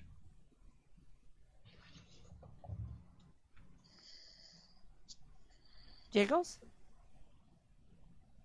Jiggly? Are you there? Did she leave? Doesn't seem so. Did this book kill her? Jigglies, are you dead? Speak to me, Jigglies. Yeah, she's gone. She's gone. Well, crap.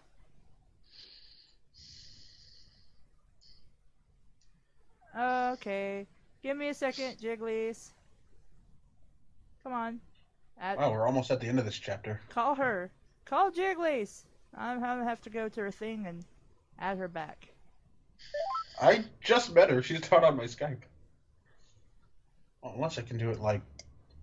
Well, I've called her back now, so let's see if she can pick up. If not, I blame internet issues. Hello? Okay, we're Hello. back. Okay, sorry about that. I don't know what the heck happened. It just suddenly went off. Up next, no one has already said night. I like how I was like, night talk Jigglies. Yeah, Twilight almost took me as his captive. Oh, come on. We all know you just tried to leave us. You were fed up with this. She's just No, like, I wasn't. I'm secretly getting the fuck out. Bye, bitches. I have a high tolerance for this stuff. I haven't found the thing that made me crack. Samnus or Aaron Dean's like runs into the story to drag Jigglies out. Thank you for being concerned for my safety. I love you all too.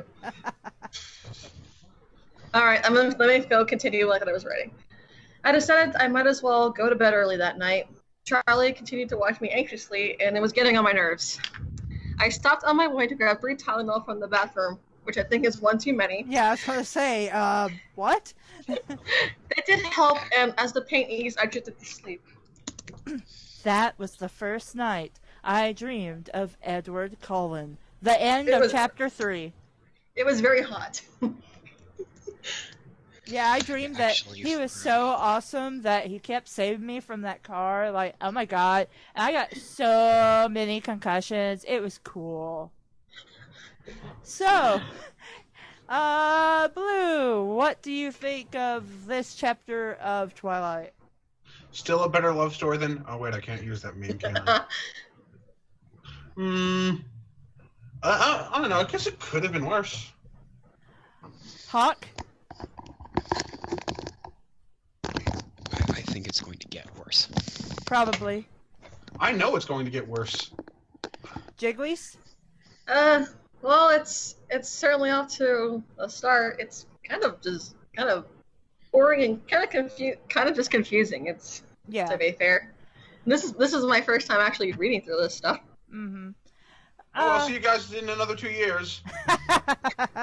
No, come back, Blue. I in particular missed your presence watching this show. Okay. Well, this chapter in particular was pretty much a combination of 2 scenes. Bella being Captain Derpaderp, I guess, about the ice. And just really not going anywhere except, ooh, Edward's mystery dude, and he's unusual, but we already fucking knew that, so chapter 3 it should have been where we actually got a reveal or something before we go on to chapter 4, and we didn't really get that. And then you kind of need that by chapter 3 in a story for your readers to stick around. But whatever, I guess, it means nothing that I took creative writing, and actually studied this as my major for several years. Whatever. Somehow the readers did stick around, though. Or at least they all bought the book. Maybe they didn't stick around, but... Well, there's a lot of shit I read when I was younger because I thought it was good or I thought I liked it. But I also, grew up and matured in taste. So that's also a thing. So, overall... I feel like... Go ahead. I feel like the bulk of Twilight's popularity is because of the movies, and a lot of that is just because the fan base find the actors attractive. Yeah, that as well. So, overall, Huck, what do you think of Twilight? Would you keep reading? Would you toss it? Would you recommend it to people? What would you do with it? If it weren't for the fact that it is stored in data on my computer as opposed to being physical, I would probably wipe my ass with it. If it weren't for the fact that it would be uncomfortable. It probably would be. Jigglies. Oh, that's a hard one. It's weird because I don't really I don't hate this in the way most people do. It's just a book. It's bad, but it's still a book. If I'm bored, I'd really read this if I was completely bored and this was the only book I had left my house. Blue? I'm gonna say that I am appreciative that Twilight exists solely because it gives us lots of shit to make fun of. In the end, this accomplishes nothing except there were some good ideas here, but I don't know if Myers ever actually had formal training as a writer. Do we know if she did or not? I don't know. I'll go check. Yeah, it really... What little Wikipedia has to offer me, I will see. Okay. Because it What really... I do know is she was super obsessed with like her work, more so than most creators would be. At one point, she, I believe, said to her husband that she would actually, if Edward and Jacob just came to her door, she would leave him for them and never look back, is what she said. If that's And then true, she she's thinks an asshole. Not only that, but she thinks she's qualified to write a romance novel when she's that willing to leave the person she marries. Yeah. Okay, according to what it says on Wikipedia, who knows how true it is or not, it says, Meyer had no experience as a writer of any kind or had never written a short story before Twilight. She had considered going to law school because she felt she had no chance of becoming a writer. Okay. So her only professional work before being an author was a receptionist in a property company. Well, it shows, painfully so. So some of these things I can excuse if at the same time this book hadn't become so popular, but again, I feel like Blue is mostly correct on the fact that the only reason it's so popular is because a bunch of teenage girls went and saw the movie and were like, oh my god, he's so like fucking hot, and like he's my ideal boyfriend, and like I've never had an actual relationship outside of other teenagers, so like I don't know like how mature people can actually be and what a relationship's are really supposed to be like. So and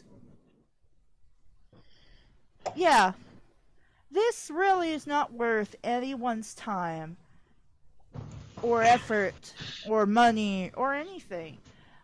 You can totally just read the plot summaries on Wikipedia, and that's more interesting and dramatic than sitting down and reading over almost 300 pages of this garbage. In fact, if I sat down and really went through it as an editor, I could probably condense this down to less than 200 pages. And it would be far the better. Entire series. That too. In fact, if I tried hard enough and was really devoted to it, I can probably combine all 3 books into one. And that would actually probably be a good idea because it would concern the whole relationship throughout several years of their life. But what do I know? I only went to college for several years to study English and creative writing. I would just read a whole new vampire story. Yeah, I would have read something else, honestly. I would have been like, nope. But, in the end, I really don't understand how this got popular, with the exception of teenage girls thought the actors were hot in the movie, and so then they decided to read the books. I don't know, what the majority is on that, like if they saw the movie then read the books, or if some of them actually read the books then went and saw the movie. I don't keep up with that crap. I have a feeling that it was out for a little bit, and there was not really much to it. You know, it was just something people read, and then suddenly it just blew up into like the movies, and then suddenly it was like all popular. Oh, okay. So it was basically thanks to the movie, I guess. That's what I feel of it. Well, I mean, I think that's kind of how it was with the Hunger Games, was it? Like, I didn't even know there was a book out for a while before I actually heard of it and saw the first movie. Granted, the book did obviously come first. Yeah. So it had to have had at least some popularity for a while. I'm saying, like, how popular was... I mean, you would think it got actually pretty popular to become a movie. Like, Harry Potter was around for a while, had a good couple of books out with this big fan base. Then they had the movies come out. Then they had My Immortal come out. But I mean, granted, it's not suited for me because I was in college at the time, but you would think that I would have at least heard mention of a vampire thing before the movie came out, and like, wow, that's really popular. No wonder it got a movie. It's just kind of like, what the fuck was that? It got a movie. Let's see, when did the very first book come out? I'm gonna go look that up. Well, I think the first movie came out in 2007. I'm not sure about the book. No, the movie came out in 2008. The first book of Twilight came out in 2005. Oh. So, put that in perspective, let's see. First one came out on, well, this says 2005. So let's see. So let's say it's just, so 12 years ago, which meant I was about 8 years old when this came out. Wait, how old are you? I'm now 20. I'm a year older. Cool. So in the end, It doesn't even matter. yeah. Nothing really matters. Yeah, Anyone can yeah, this see. story is just, it's a blip on the radar. It was a thing for a while, and then people moved on to dystopia. Which I enjoy. I like dystopia. Yeah. That's what my first attempt at a novel was, and it still is. Yeah. Kind of.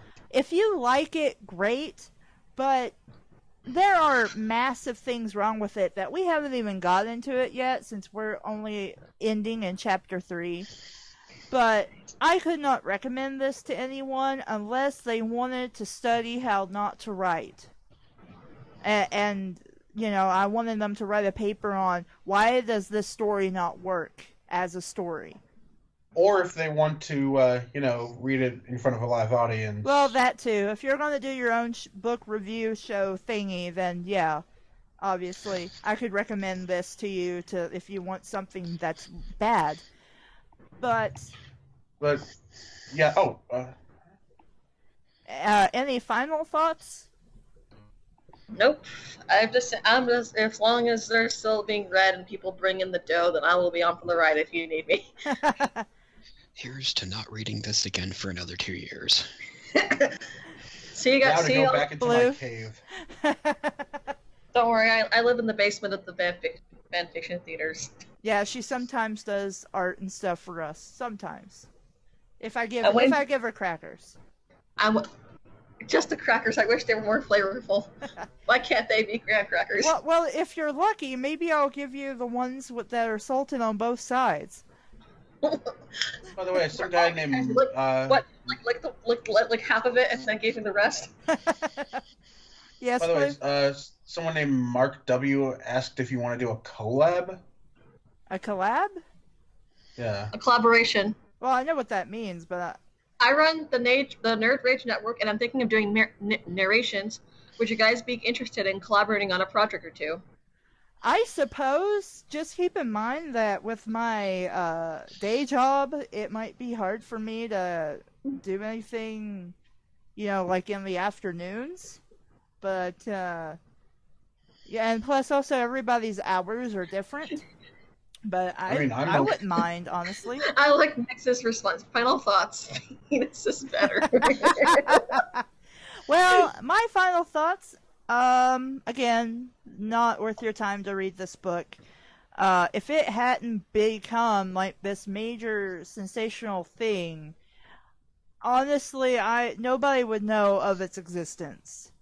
And I really would say it's probably because of the movies why it became so popular. And I believe that's everything everyone has to say. Mm-hmm. So, with that is the conclusion of the Red Knot reading of Twilight.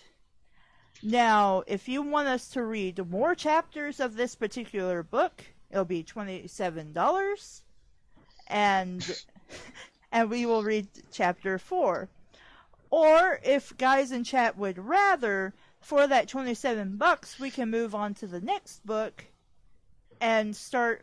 What is the next book? I forgot. For Twilight, New Moon. Oh, is it New Moon? Yeah. Okay, yeah, New Moon.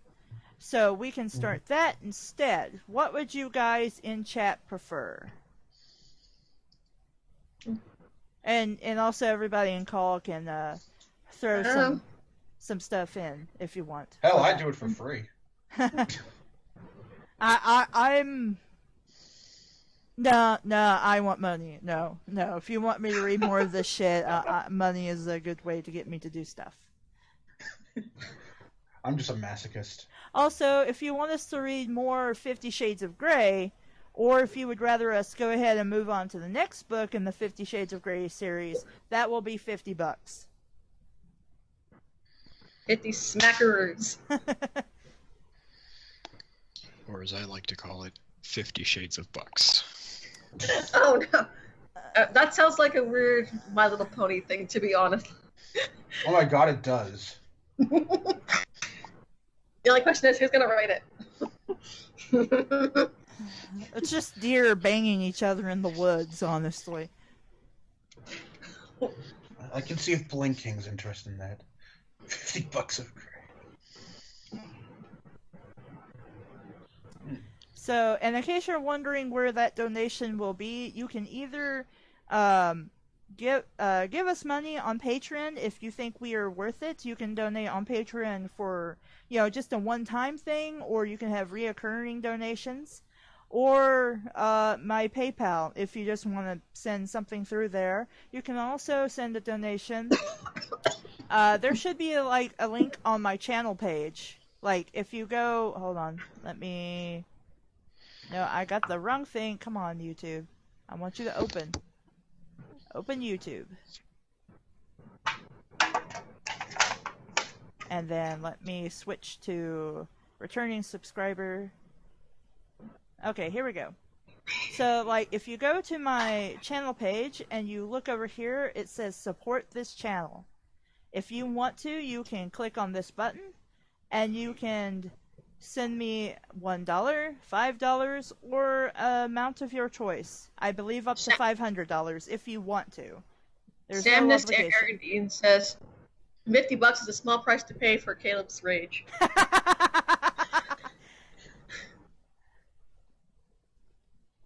Caleb, rage! God, sorry. Sorry. Choking on rage, that's bad. Sorry. No, it's okay. It's okay. Alright. So, with that spill out of the way, anybody want to keep doing something? Sure, I can keep Want to going. read some fan fiction? I gotta take off. Okay. Okay. Bye, Hawk. You're Bye, off. Later, Hawk. Hawk. Thank you for Thanks. stopping by.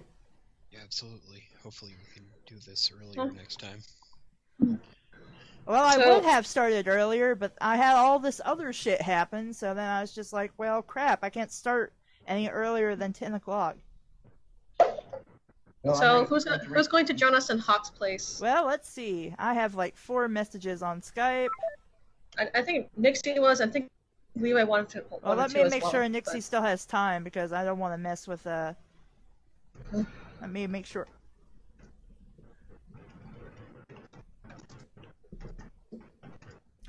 And then I have May.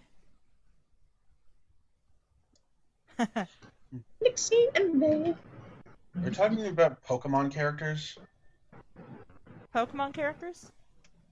No. Nixie. May got a thing from Pokemon. Oh, I thought you said Misty. No, I said Nixie. Oh. Nixie and May. Nixie and May. I'm singing some ridiculous song. I'm probably tone deaf. Who sent me a thingy? Oh, there we go.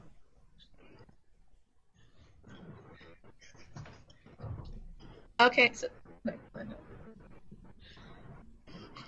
so what kind of fanfiction should we read tonight exactly? You could always read the one I made at one point. Hawk said no. But Hawk's not here, is he? What is the thick Yes, blue? but I Because am, and I will say no. What is the Okay. thick blue? We may not read it, but I'll just read it on my own personal time. It's called it's just a collection of fan fictions. Just if you type in the Charmy the Bee story, you'll find it. Charmy the Bee story. The Charmy the Bee story? Is that what it's literally called? Yes. The Charmy the Bee story. It's all a bunch of it's So- basically just a parody of bad fan fiction. Is it made by someone named Dr. Negrobotnik? Yes, that's me and my friend. In loving memory of True Blue Fuse. Maybe I'll read it on my own time for you, Blue. Okay. I did, or you can join. If I have my Skype, you can join me and Levi, and we can read it with you. Okay. Awesome friendship. Awesome. Friendship! I can't see my air button. There we go. So, Hello, Nixie? Yes. Nixie! You are very quiet, Hear me? Nixie. Yeah, you're Nixie. kind of soft. Always with the quietness. It might take a few minutes in order for that to really kick in. It usually does. Nixie Chan! Okay. How are you, Nixie? I am fan-fucking-tastic. Woo! Glad to hear it.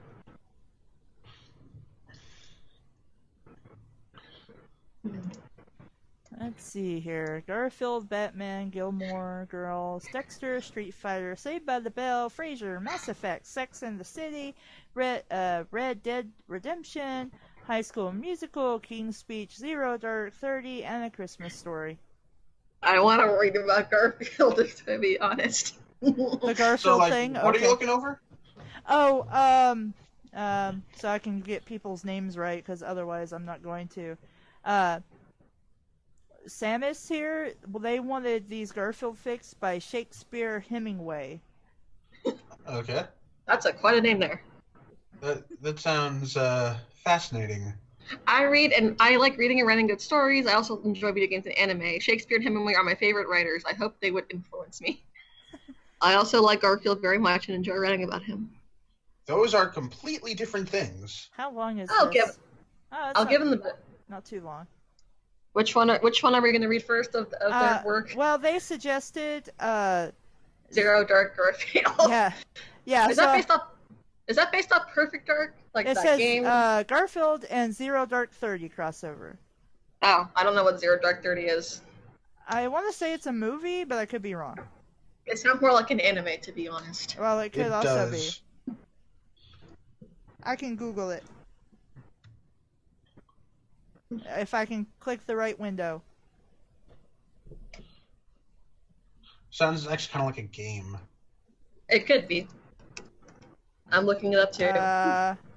Is a 2012 American political action thriller, film directed by Kathy Bigelow and written by Mark Bowl. Bull. Oh wait, actually, if we have time after this one, and even if you don't, I'll just send it to you. There is an amazing fanfic I wanted to send you guys. Oh, okay. How To long be honest, is it? What? It's not very long. Let me see if I can find it real quick. Blue, I might actually have to revoke this offer because stuff is too raw to me to read in my own house. Okay.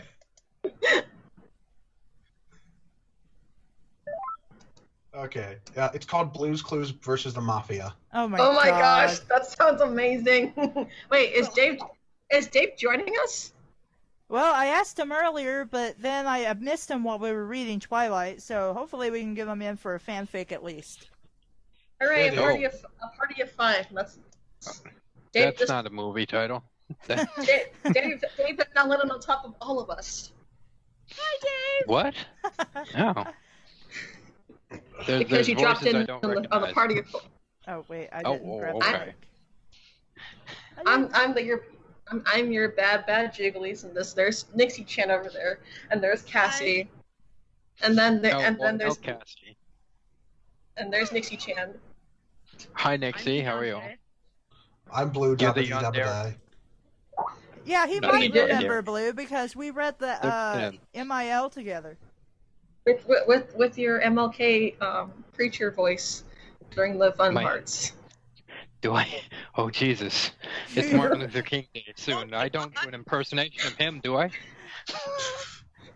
That would be bad. I am quickly going to grab some water, and then I will be back to read fanfic. I'm gonna grab some Oreos and do some typing on the side. I'm gonna Okay. grab my crotch. I'm going to join you.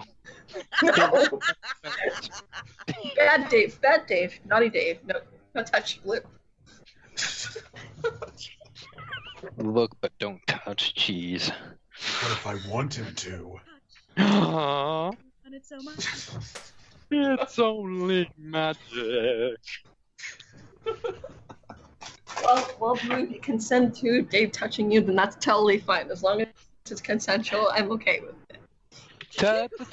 Touch me. I want to feel good. Can you believe I only saw that movie just recently? Who wants an Oreo? I ate an What's- Oreo. You want an Oreo? It's the cat version of Mario. No, it's a cookie. Oreo, not Mario. Come catch the cookie. Oh wait, it doesn't work. I think we've had enough Mario Mario for is all tonight. pervy. Yeah. I do have to warn everybody. I've only got like, let's see, about 30 minutes. Okay. Because I had paid for tickets before I got the call from Kassie, and headed to a late movie. But What you watching? well, I will be the last person on Earth to see Star Wars. Oh, Dave, I you haven't think seen you got it. the title. I haven't seen the new one yet at all. Dave, I have Oh. not seen any Star Wars, so it's okay. You are not alone. Don't serenade me, please. Unless you really want to. I don't know. What? I have cookies. They're my friend. All right, ladies and gentlemen, are we ready? Go. Is this Zero Dark Garfield? Yes. All right, hold on. I'm gonna look it up. Zero Dark Garfield. I really like the movie Zero Dark 30. I didn't think you could make fan fiction about the hunt for Osama bin Laden, but I've seen apparently that you can. And it involves Garfield, so yeah. How I've never Garfield is once involved. seen Zero Dark 30. It's a very slow picture. It's only for a certain audience, but I enjoyed it. I liked it. I can't say I enjoyed it. I almost did, but I can't because that's not the kind of movie you're supposed to enjoy. But I thought it was very good. Yes. Okay. But anyway, Zero Dark Garfield. Okay, so let's get this started. So what's the reading order? Well, Shall I go first? Well, do we want to keep the same reading order and just have Dave take Hawk's place, or what? Sure. Dave can never replace Hawk. I'm kidding. Hawk has a special place in our hearts. So Dave can replace Hawk?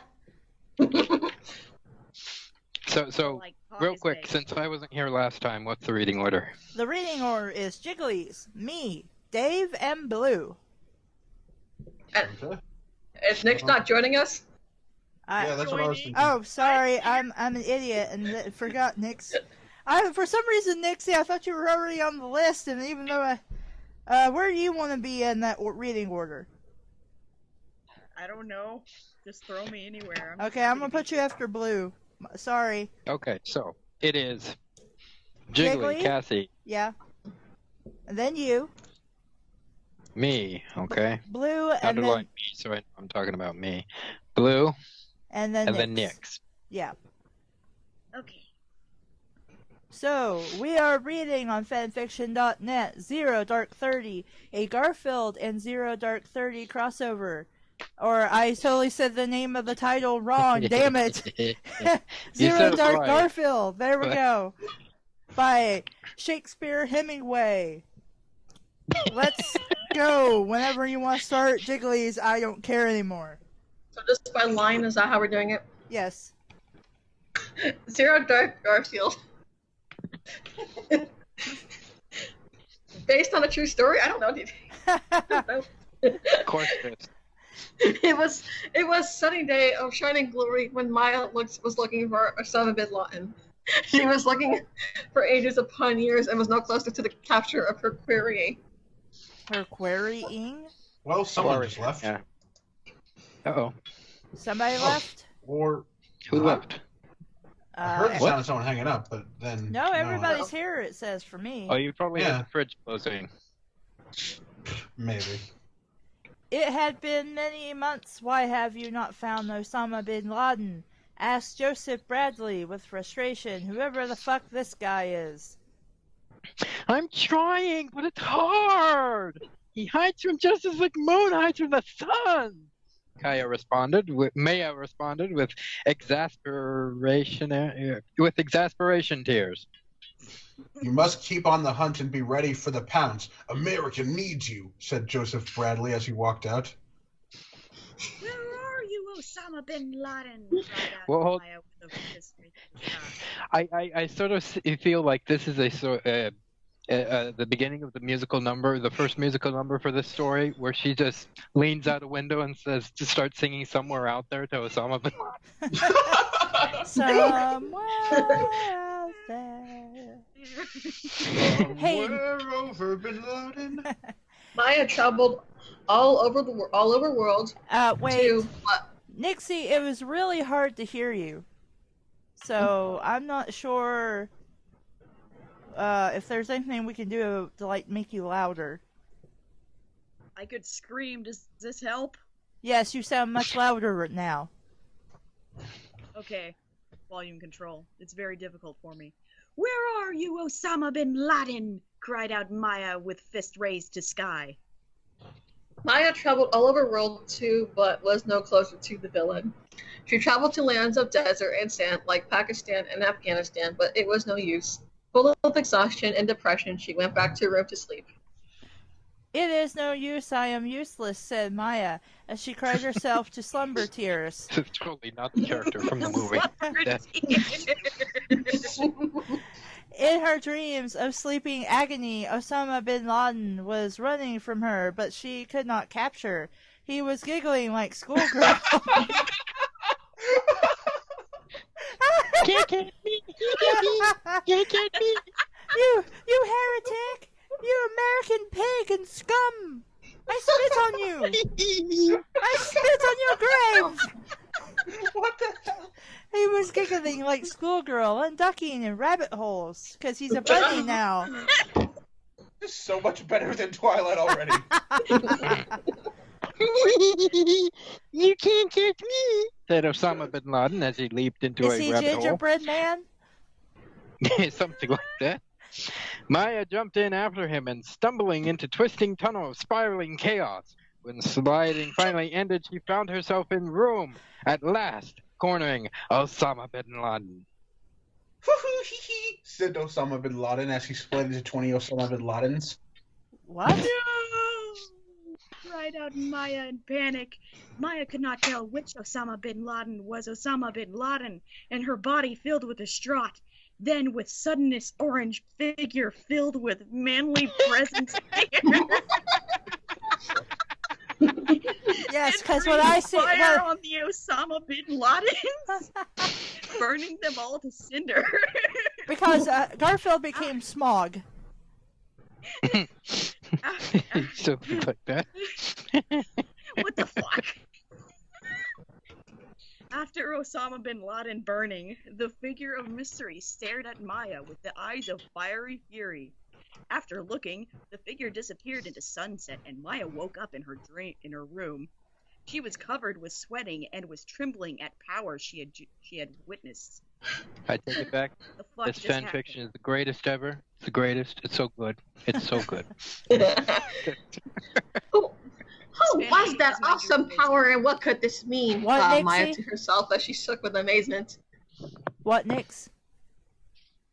This fanfic is my new religion. Ah. Zero dark Garfieldism. All hail this story, yay! Sacrifice! Sacrifice! Sacrifice! Sacrifice! Don't look at But me. I've already given so much. More! You have to give more! To your Garfield God! More lasagna. And this was the day I started a cult. No, Nixie, save yourself. As Maya sat in thoughtfulness on her bed, she heard phone ring with alarming. I think you missed a line. Did I? No, I read it, but I was waiting for Okay, Kassie. okay. All right, I'm sorry. With alarming. Hello, this is Maya. Who is talking? Asked Maya with questions as she answered the phone. This is Leon Panetta of the CIA. We need you to come to the CIA headquarters right now for update. Answered the phone with authority. Okay. Before I do my line, Samness says, "Schoolgirl Bin Laden. Someone please draw that." So someone should draw that. I don't want to get bombed. I'm not drawing I don't that want to shit. risk the ire of the internet, to be honest. That'll be for profit. Next year, you're now a prophet to Samness. Praise me. Okay, sir. Can I be the demigod then? Yes. Yay! Jigglies is the demigod. I am the prophet. And as a Who's the demon, it all comes full circle. Yay! Okay, sir. I am on my way. Responded Maya with obedience.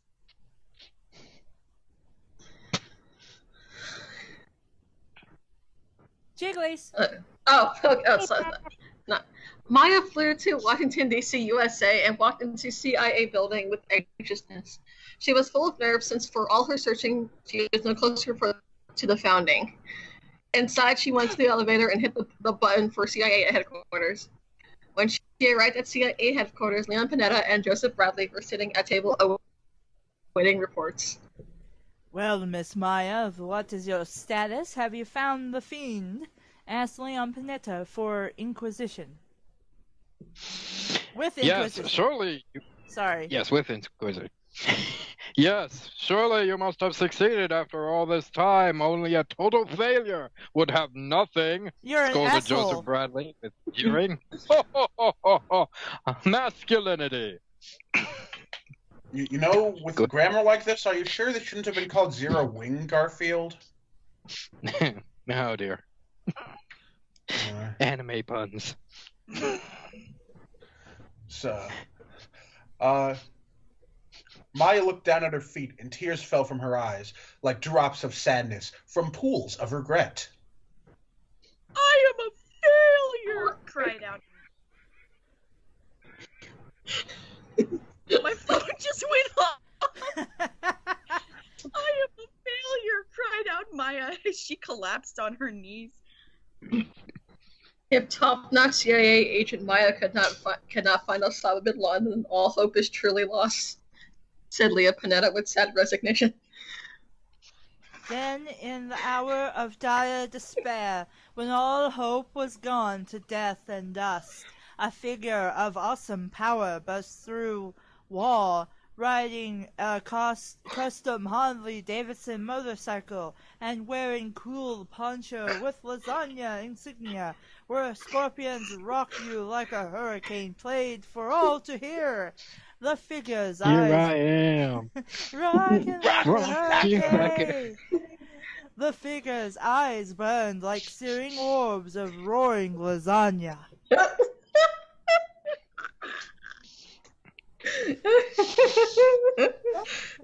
That's a great. Superpower. I had my big moments all gone. Never mind. Garfield, cried out Leon. Garfield, cried out Leon Panetta and Joseph Bradley in unison.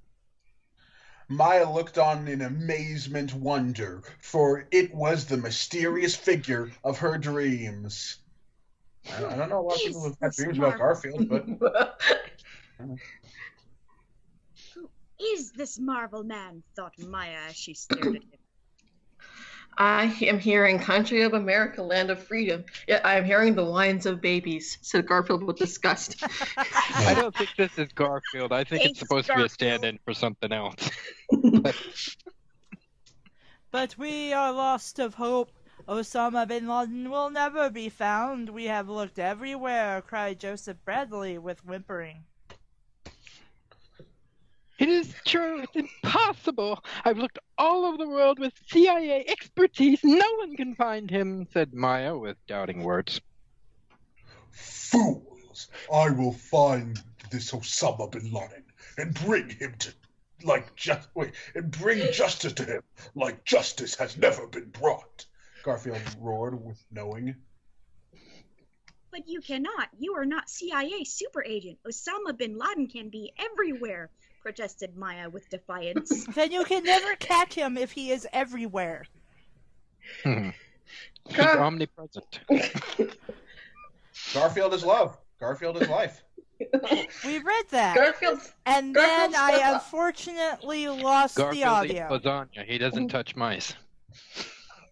Feminist says, if the lasagna is roaring, it needs to go back in the oven.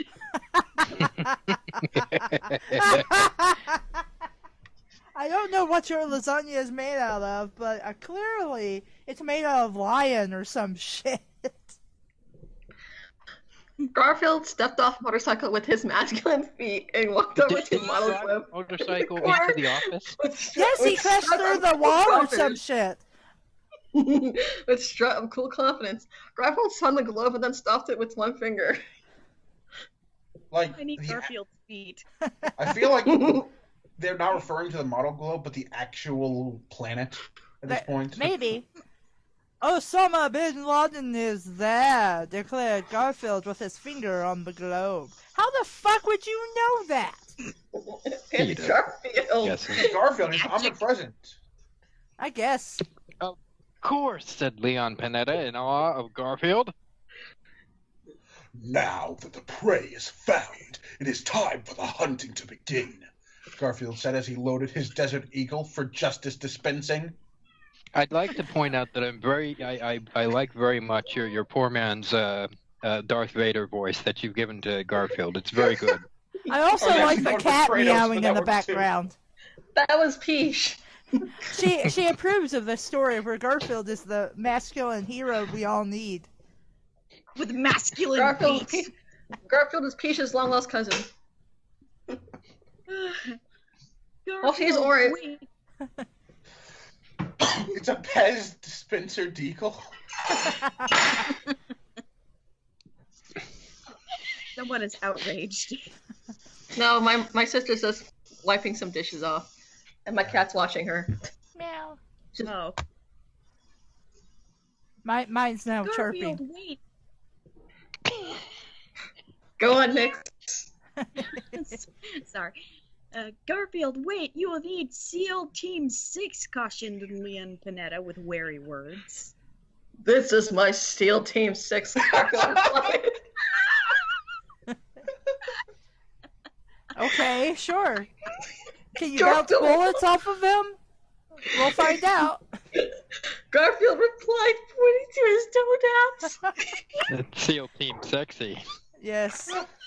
Leon Panetta and Joseph Bradley nodded in agreement and examined with envy while Maya admired Garfield's toned body with careful inspection because we are totally going to have human on cat action. Fuck I don't yeah. have any toned abs, mean, says what? Maya. Will you need anything, Garfield? Entire treasury of the U.S. is at your disposal. No, it informed would Leon not Panetta. be because then we would be zero, broke. Zero fucks With given. offers. 2007 Giant enemy crabs. I like his listed demands. Are they so shiny? I will need a bachelor pad villa and a weekend's worth of lasagna and refreshments. Before I am finding deviants for destruction, I am going to be having one hell of a bash. Garfield replied with righteousness. Now a wicked laugh. Very good, very good, very good. Sir, this is most out of ordinary and cannot be allowed, protested Maya in defiance. Very well, Garfield. It will be done. Agreed Leon Panetta with wisdom. That's Where's the wisdom? That's more like it. Now, if you are excusing me, I have a party to attend to with all the girl cats I could want. Oh, damn it, I missed a joke I could have used. I just realized it halfway through what I was saying. He's gonna get He's gonna all- grab all them the by books. the. Well, no, I was going to... Now, if you are excusing me, I have a party to attend to and some pussy to get. Clever. That's what I should have said initially. Garfield said as he began to walk out. Before Garfield left, he turned to Maya and looked her up and down with approval because he wanted that pussy for sure. Hey there, my spicy spy. Why don't you come by later to see what life in the fast lane is all about? Garfield said with a wink. I flirt better than him. Also, I don't think I want, like, cat spiky penis in vagina.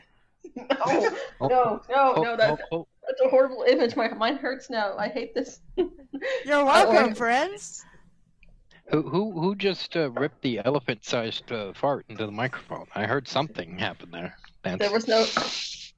That was probably like me talking. I don't know. Cat, where are you? Come over here. I'm gonna go pick her up and see if I can bring her. Wait, Why is this, you gasped give me some Maya as ideas? she strangled Garfield? What? No. Hi. Oh god. Where are we now? Think about it, Hold on. Think about I don't know my what's going on at the moment. cutie. Hold on. Stop. Okay. Okay, go now. Go now, quick. Stop. Starts up again. Stop. Yes. Dave, read your line. Oh, yeah. Why you gasped Maya with appalling? I thought I did. Yeah, I thought he did too. There's so much background noise and shit, I don't know what was said. It says, why you gasped Maya with appalling, and then they whispered. Yeah. Think about it, my Covops cutie. Garfield replied with flirting as he handed Maya his address and walked out of the room. Not a piece of paper with his address written on it. His actual address. He just handed her he had the his- plate from his house and just gave it to her. Yeah. Oh no. Sir, we are. Hey, do you guys mind if I clean my cat's box and I'll come back? Just throw me in at the end, I guess, after Nick's or whatever. Okay. You could say that you just needed to be excused. Well, I have to be specific. I don't want you to think that Bella Swan kidnapped me or something. Okay, I'll be right back. I want to go tend to my cat's needs because Garfield can't do that for me. Wee. But what about his toned abs? Well, maybe her his cat tone can shit abs. on his abs. We all need a strong man like Garfield in our lives. I am the strong meal. The strong meal. I am the strong meal. Yeah, I just heard, like, you said that, and then it, like, cut off, and I was like, what? Okay. Okay, who's next? I think Nix was supposed to read next. I gotta find the. Okay, I found it. Sir, we are professionals. We cannot allow this recklessness. This is against all rules, Maya said with insistence.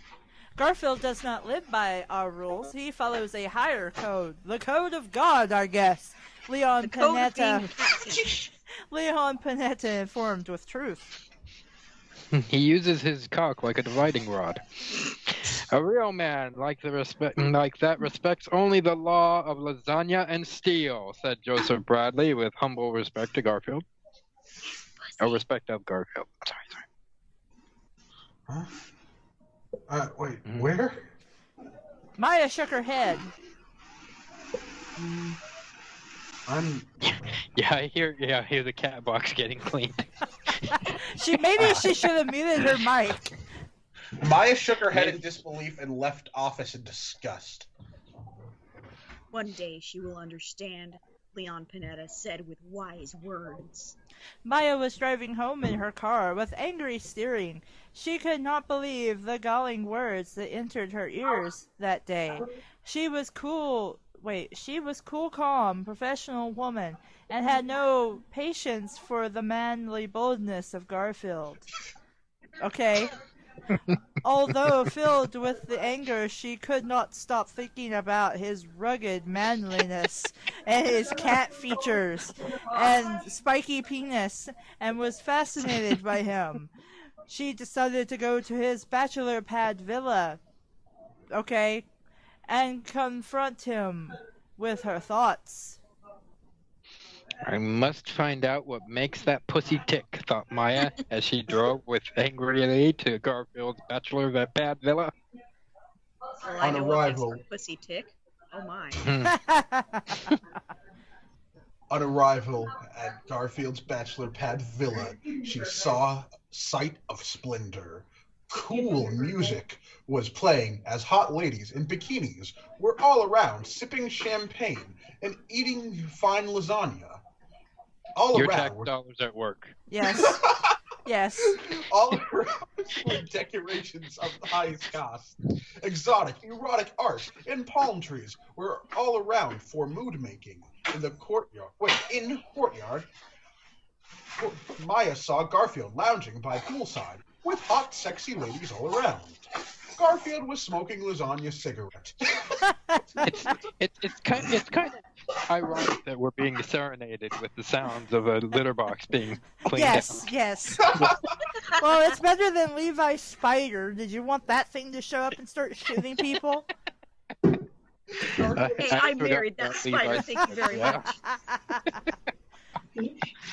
I'm still smoking with the lasagna cigarette. Just trying to. It tastes like meat sauce. Garfield was smoking lasagna cigarette as sexy bikini ladies rubbed suntan oil on his shirtless body. Wouldn't that be bad for a cat? Mm-hmm. Probably. Garfield saw Maya approach, and interest peaked at sight of new sexy lady. We could tell. We saw between his legs. Hey there, my fiery fox. I'm glad to see you showed up, Garfield said with suaveness. Do not be getting your hopes up. I am only here for discussion, responded Maya with rebuffing. Very well, chickie baby. Ask away, Garfield said as he snapped his fingers, sending bikini babes away. Garfield, I do not understand you. You are wasting time and money. How can you be living life up when you are soon to be fighting to the death? Asked Maya with bafflement. To deliver punishment of pain, one must experience pleasure of paradise, Garfield said with teaching words of the guru. Garfield's words exploded. I can't hear you, Nixie. Oh. To deliver punishment of pain, one must experience pleasure of paradise, Garfield said with teaching words of the guru. Garfield's words exploded in Maya's mind with revelation. She had looked at Garfield with more understanding, but with even more perplexement. What? You understand, but you're more confused than ever. Yes. Her brain is very tiny. All this is hard for her to get. Are you angel or devil? Maya asked of Garfield. Both, Garfield responded as he puffed lasagna cigarette. Oh, God damn, these burns. Maya's heart swelled with heart of passions as Garfield's bad boy charm. Go ahead. Heat of passion. Oh, shit. Maya's heart swelled with heat of passions as Garfield's bad boy charms got the best of her. But you must not being stranger to pleasure, you sexy secret agent, Garfield said with seduction. Actually, I'm experienced ways of love. Wait, I can't hear you. Okay, try Actually, again. Crashed.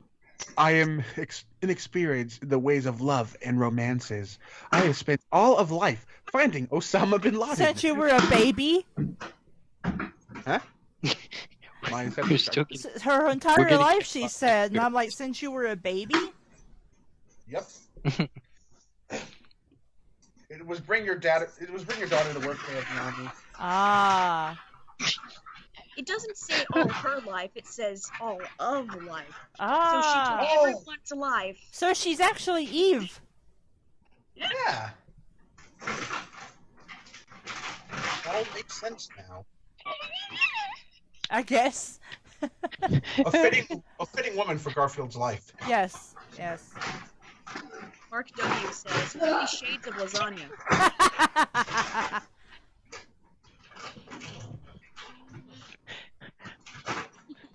I've been imagining Garfield with Terminator shapes too, Mark W. I was imagining that the cat box is fighting back. Catbox But is trying to speaking of which, suppress it- Garfield's manliness. I guess. Speaking of which, it's time for me to go clean my own cat box, so I have to say goodbye. Okay, thanks for Okay. stopping by, Dave. Oh, thank you for having me. Bye bye. Let me know how the war with the cat box turns out. Okay. Okay.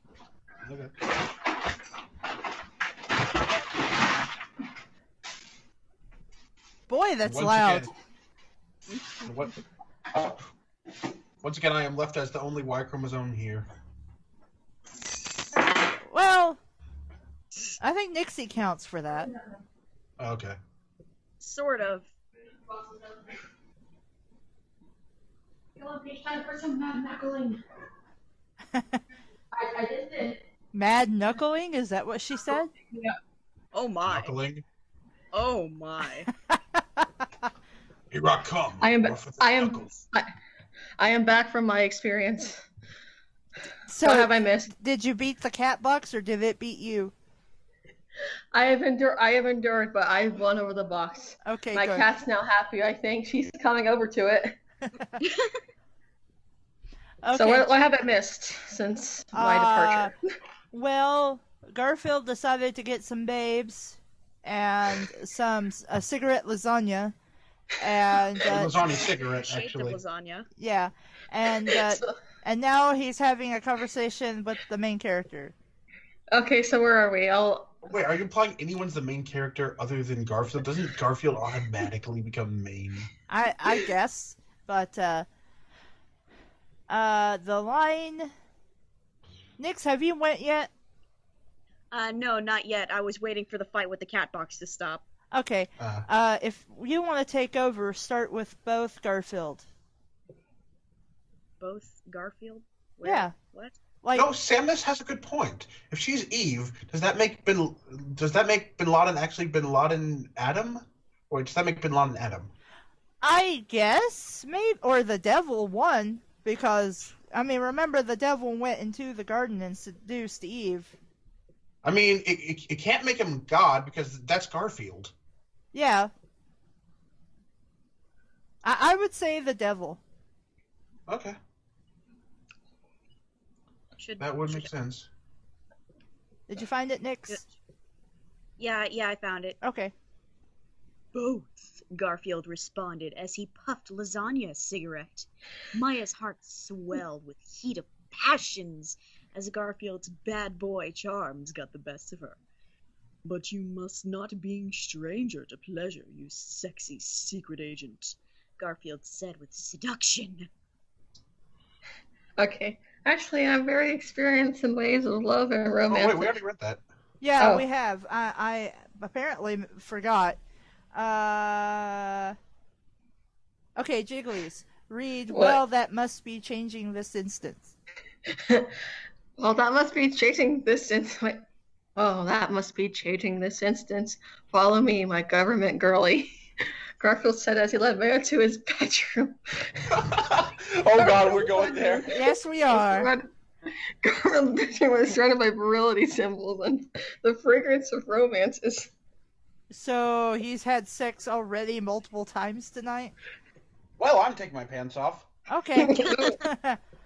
Take Mine me. were already off. Take me, Garfield. Show me world of fleshy fun. Because you hate this guy, but suddenly you're getting in the bed with him. I don't understand. Maya, You wish. can't- Now, by fleshy fun, do we mean sex or murder? That's a good question. I would prefer murder, actually. Here's the thing: they're on a bed, but it's filled with chunks of flesh from Garfield's victims. Ah, So are those the symbols of virility? yes, I mean, he might be pulling a Hellraiser and doing both. yeah, yeah. Oh, that explains everything since we said he was the devil. Oh no, wait, that was Bin Laden, not Garfield. I'm sorry, I'm getting confused. Wait, no, actually, it does say Garfield is an angel and a devil. So, Yeah, I guess that would make Garfield the devil in this case, since the devil is an angel. Pretty much, yeah. yeah. Maya whispered with wanting as she let down her hair, took off clothes, revealing hot naked body because she doesn't wear any underwear or anything. Oh God. Well, I guess with Dave gone, this is me. Yes. Your hair is red hot like lasagna, and your skin is milky smooth like mozzarella cheese. Because that's sexy. Garfield said, approving as he examined fine female body. It's a Garfield thing. I could believe it, probably. Feast on my body with your manly mouth. Maya moaned softly to Garfield with desire. First thing is first, find me a filet mignon needs to be tenderized. Garfield said as he took Maya and put her on his lap and began spanking her. Oh my gosh, that's warm. Wow. About that. No, that is not. That sounds horrible. Spank me with your pleasure palms, Maya cried out in ecstasy as Garfield spanked her with love and romance. Now on, I will forever refer to my hands as pleasure palms. Well, it's better than when I'm in speech class and the teacher thought I said pleasure rhythm. Oh my God. She's like, because after you give your speech about whatever the subject is, and then everybody's supposed to ask you questions, and stuff they're interested in so you can clarify, and the teacher's like, before you sit down, Kassie, what is pleasure rhythm? Pleasure rhythm. So I'm like, excuse me? I'm assuming you meant to say plagiarism? Yes, I said plagiarism. She heard pleasure rhythm.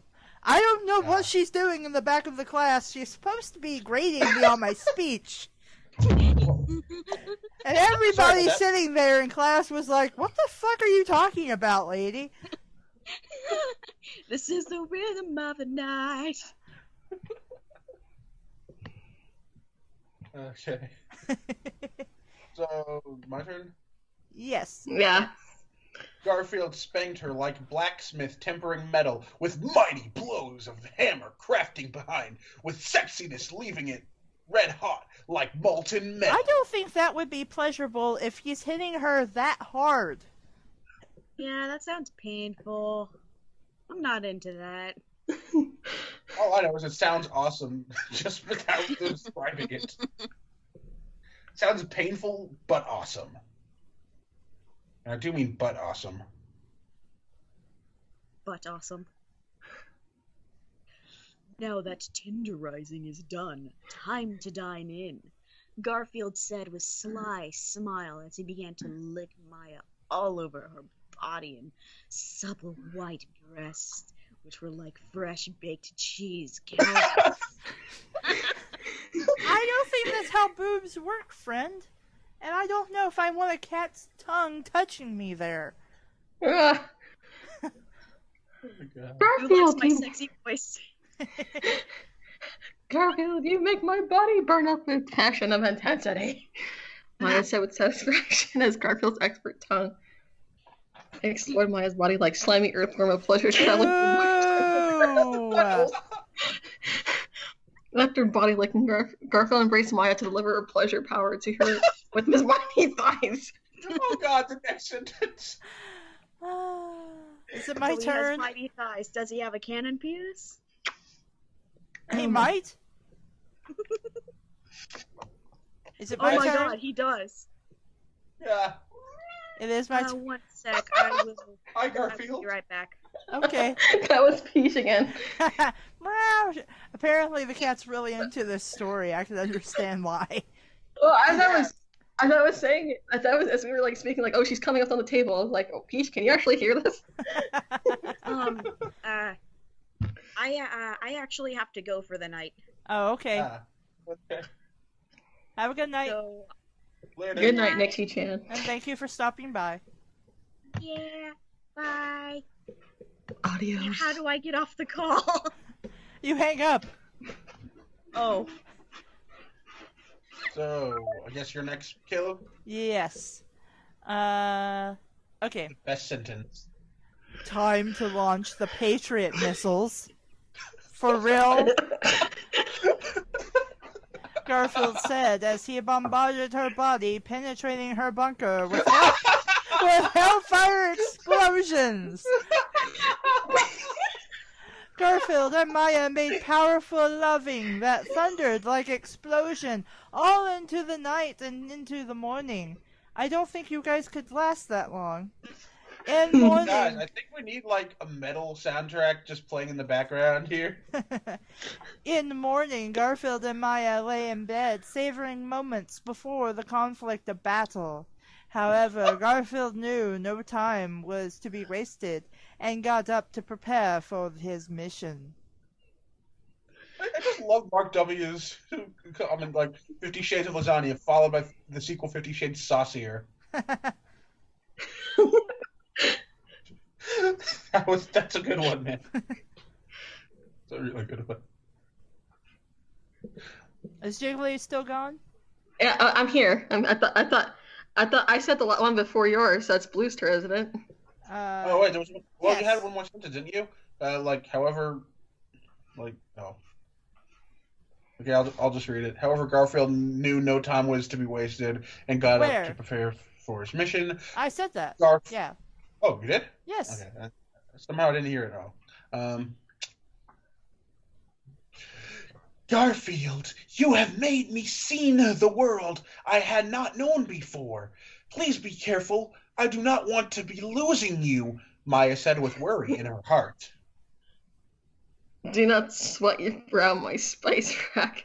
I have taken you to heaven now. I will send Osama bin Laden down. Garfield said with cool style as he loaded his Desert Eagle. You are one of a kind man, Maya said with swooning. Oh. Blue. Garfield geared up for combat and readied himself. When he was ready, he went to his helipad en route to enter helicopter for transportation. The helicopter was all black except flaming lasagna logo with lightning bolts through it. This is so epic. Maya went up to see him off for good luck. Good luck, Garfield. Bring vengeance of blood to Osama bin Laden, said Maya, waving handkerchief. Garfield gave Maya a thumbs up as he took off. After some flying, Garfield arrived at Osama bin Laden's house. Party time. Garfield said with slickness as he jumped out of helicopter. Garfield walked to front of door of Osama bin Laden's house for raiding. Knock, knock. Garfield said as he kicked down open door with mighty foot. Terrorist gun was on the other side before he could react. Garfield grabbed his arm and twisted it like pretzel, making Terrorist point his own gun at himself. Stop shooting yourself, Garfield as he made Terrorist shoot himself with his own gun. After disposing of Terrorist, Garfield thought of a clever idea for stealth. Garfield ripped off Terrorist's head and stuck it on nozzle of his Desert Eagle for silence their surprise. I don't think that's how that works. I'll take it. This is what I am calling using your head, said Garfield said it, as he stuck head on Desert Eagle, the nozzle of gun pointing out of its mouth. That's definitely not how shit works. After head sticking, Garfield walked on in search of his foe. He saw two more terrorists and handled them like the man that he is, or the guy he killed before. What, Blue? Nothing. Okay. Garfield whistled at terrorists for attention-getting. Hey, followers, your friend has some words for you, Garfield said as he shot terrorists with head-tipped Desert Eagle. You are such motormouth, said Garfield with cleverness as he patted head. This is just getting really disturbing and creepy. There was no time for resting, as soon 4 more terrorists came running to avenge fallen terror comrades. Garfield did not hesitate and knew what to do. Heads up, said Garfield as he took off the head on his Desert Eagle and threw it at terrorists. The head landed near terrorists and exploded somehow, blowing up terrorists with noggin nom. What? Napalm. Napalm. I know, but no, okay. Don't blow your top. Garfield said as he strode on by to continue his searching. While searching compound, Garfield found staircase that led up to upstairs domain. Garfield walked upstairs with mighty feet and arrived on room where he came face to face with evil villainy. Garfield? Cried out Osama bin Laden with sorting despair. Congratulations, you have won vacation to hell, and I'm your tour guide. Garfield said with cold justice as he eyed villain with eyes. I do not think so, Garfield. You will be eating my rubber, Osama bin Laden said as he hopped on his moped for getaway escape. Osama bin Laden drove his moped out of window and onto winding mountain road for escaping. Run to your grave, fool! But you cannot escape the Reaper! Garfield said as he jumped out of the window and landed on his custom Harley-Davidson motorcycle. That he somehow got there. Garfield chased Osama bin Laden up winding mountain path and stayed on him like tuna in a sandwich. Of course, the roaring of engines were only matched by speed of intensity. Chase this, said Osama bin Laden. Press button on his moped, causing oil to spill out for slipping and sliding. Well, you could be doing some slipping and sliding. Yeah, sliding. Sliding. Petty tricks, do not shake my iron grip, Garfield said as he effortlessly drove through oil as if he were skating on warm milk. Ew. The fiery sparks of Garfield's wheels of steel caused oil to explode? To explode, not catch fire, but explode behind him, blowing up road as he drove on. High-speed chase continued up spiraling mountainside path. Road thinned to silver and danger periled to new heights. Osama bin Laden drove moped with reckless speed, but Garfield did not sway or swerve. On horizon, Garfield saw his opportunity to end chasing once and for all. A tree was in distance, and Osama bin Laden was nearing it with moped. Time to get to the root of this problem, said Garfield as he took out collided axe of steel and strength from his pockets. Garfield tossed axe at tree with bullseye accuracy, chopping tree trunk, making tree fall on Osama bin Laden with crushing purpose. My bark is worse than my bite, Garfield quipped as he looked on with satisfaction. That either is like a self-chopping axe, or that tree was not actually thick enough to fall down and crush somebody if he can chop it down in one swing. Anyway, Garfield walked over to tree-crushed Osama bin Laden to finish what was started. He looked over and saw Tree crushing Osama bin Laden's legs, trapping him to ground. Osama bin Laden, you are vile... I lost my awesome voice. Osama bin Laden, you are a vile enemy of humanity. For this you will meet demise of pain, Garfield said with judgment as he looked on with disgust at vicious villain. Garfield, you have crushed my legs, but my evil will walk forever. Osama bin Laden spouted with vile nonsense. Fool, there are 3 certainties in life: death, taxes, and my fist.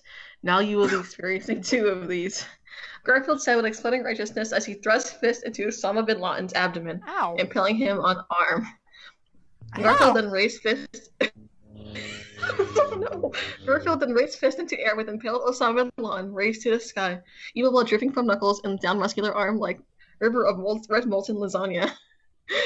As impaled Osama bin Laden was raised, 2 killer whales burst from ocean, each biting end of Osama bin Laden and tearing him in half, taking split corpse back to them into watery abyss. How? They're in the fucking desert! There are no fucking wells there! Garfield made an ocean there, okay? I guess. It was made of lasagna. I guess they're the same 2 whales in your Skype icon that's fucking each other.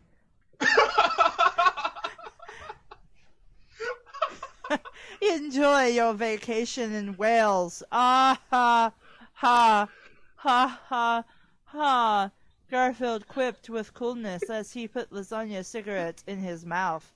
As Garfield lit cigarettes with his handgun lighter, he saw figures coming up on horizon.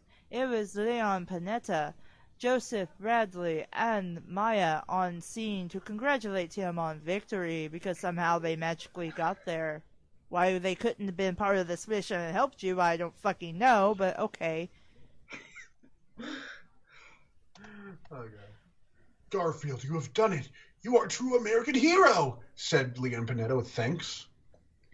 That was some wild driving, Garfield, said Joseph Bradley with shock and awe. As if he had been there the entire time to see it.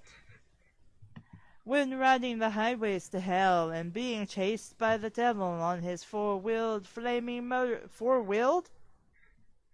Then that's not a motorcycle, friend. It could be a quad. I think it's technically a motorcycle. Flaming motorcycles, you do not stop for red lights. There are no red lights, or at least that you mentioned. Garfield responded with inciting wisdom. Garfield, where is Osama bin Laden's body? We need it for authentication, Leon Panetta asked with bureaucracy. You can look for it yourself, but be sure to choose the right bait. Because Garfield, as he tossed him fishing rod. Now, if you are excusing me, I have my own fish to catch, and the bait is no worm but sea serpent. Garfield said as he put arm around Maya. Oh, Garfield, you always know what to say to make Lady feel special, because that related to you, I guess, Maya said with blushing. As Garfield walked with Maya in arm, he saw another figure in the horizon approaching them. It was Catherine Bigelow. The director. Garfield, I have been watching you with great awe and impressment. I must make me out of your adventures so all can witness your manly wonder. Catherine Bigelow proposed with good ideas. I am liking the way you think. But at first, I think we should be making a different kind of movie at my place, Garfield said with a wink as he held camcorder. How can I resist my leading man? Catherine Bigelow said with flirtations as she and Maya walked with Garfield to his bachelor pad for making of love. Garfield took his leading ladies to his bedroom pleasure palace where he could show them what it means to be a real star. Catherine Bigelow showed Garfield in her Golden Globes while Maya polished his Oscar in the three-main passion of loving that ran through the bedroom like river of champagne and ecstasy.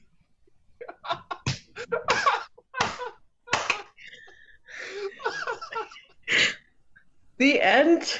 Question mark. Author's note, I wrote this for brave fighting men and women in military. I don't know if anybody is going to read this, but I hope they had fun and giggled. I hope it was for giggles too, not like being offended by it. Yeah. Yeah, I think this guy is just like, you know what? I'm just going to write a bunch of shit and let's make it as funny and stupid as possible. Oh my gosh, I'm going to read this one. You're an icon of the people and a voice for the nations of the world. That's what someone wrote. So, what did you think of this story, yes, Jigglies. I'm getting names of people confused now. This is actually pretty funny. Like, the puns were pretty... That last end with the puns was pretty great. And, like, just in general, this Garfield just being this, like, awesome kind of person, knowing how he is in Canada, just, like, hilarious. Blue? This is one of the greatest stories I've ever read in my entire life. Yes? I'm definitely going to convert to that religion you mentioned. Just, this is my new life. I liked the story. It was fun. You have really nothing to gain by reading it, or probably these other stories, But I think if the other stories are as funny as this one, I think you'll have a good time. And if you just want to send something to somebody for a laugh, this would be a good idea.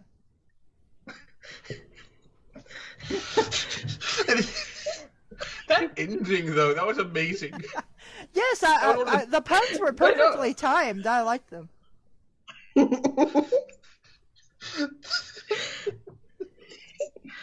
Everything had like lasagna on it, like lasagna cigarette and that stuff. That was also pretty funny. Yeah. Oh, they have good. They. Yes. I can't tell if this is completely troll or not, or really like real. But either way, it's not like bad writing at all. It's like it's pretty. I mean, sure, there's like a lot of like missing kind of words that kind of break the way flow, it's written, it's like somebody doesn't know overall, English. it's pretty like their first language isn't English, but considering some of the puns, I'm pretty sure it's a troll. Yeah, it's very entertaining though. Yes. I want to read some more stuff like this, and less like all the other crap that has been on my show. Well, what I sent you earlier is pretty much just like that. Some of these are pretty cool. The Garfield Network, the King's Garfield, Garfield King of Liberty, Garfield Prince of Tragedy, The Good, the Bad, and the Garfield, High School Garfield, Garfield First Blood, Garfield Cheat Instincts, and then just at the end, Batman Inner Questions. Just one of these things is not like the other. Actually, there's also Dexter, too. So. Let's see. According to Samus, the King's Garfield is another good one. So, should we read another one, or? Well, I have work tomorrow, and I still have some cleaning to get done. But if people want, I can try to get on tomorrow. Okay, cool. Sounds good. Alrighty. So, ladies and gentlemen, thank you for coming for the reading of Twilight Chapter 3. And, what was the title of the story? Zero Dark Garfield by Shakespeare Hemingway. Tomorrow, if I can get on, no guarantees though, we'll probably start one of the many request stories that I've been putting off because some of them are long. And I'll try to have a full house for that. But if not, then we'll just have to trudge through it. We'll see who I can get together, and if I don't have enough people to make a group of 4, then sure. Samus. That would be entertaining. This has been fun. This is a great. I put this on par with Bella Swan Pregnant and Furious, to be honest. Yeah. I think I would put Bella Swan, Preg, and Furious above this one, but yeah, this is fine. Yeah, this is what you want to do with a troll fic. You want people to have fun and be like, well, yeah, this is really bad and dumb, but I had fun reading it. You know. Like, Cupcakes is something that I enjoyed reading, but that is also a specific taste in kind of stories. And so not everybody would enjoy something like that. This, I could say, is, like, you could probably send this to pretty much anyone, and I think they'll like it. There's a good chance that they would like it. So I'm going to bookmark this so I can add it to the thingy later when I make the video out of this. Let's see. Mark W. Thanks for the entertainment, you guys. I've been a fan for a while. You guys never disappoint. I'm glad that's a thing, because sometimes I'm like, are we interesting? Are we funny? Am I just losing my mind over dumb shit? I'm like, I don't know. The answer is yes to all of those. I like how bad fan fiction theater episodes don't edit out the laughs. Been a long time fan as well. Well, the thing is, and I got a lot of flack for it when I started the show, was everybody most of the dramatic readings were just people bitching about stories. And I'm like, I can bitch about a story, but at the same time, if I don't explain why something is wrong, there are people who are not going to understand why I'm complaining about this, while at the same time I'm making fun of it. So I wanted it to be a little more educational than that. But also, if we're here to have a good time, why would I really edit that out unless we go like way off topic or something? I think that's kind of what initially turned me off when I first saw it. I was like, oh my gosh, a fan fiction that I'm interested in, that someone's reading. And then, it took me a while to kind of get into it. But then it's like, you can't get rid of that commentary and the laughing and stuff. It just makes it more entertaining. Yeah. Well, a lot of people also had, I don't know about a lot of people, but I know one person bitched about it. Was, I had the intro and the outro, and somebody's like, nobody gives a fuck about your silly little beginnings. And I'm like, I don't give a shit. This is my show, and this is how it's been for like a year now. So, I'm sorry, there are plenty of other people to go watch. I don't know how active they are, but if you don't like how I start my show, then my show is not for you.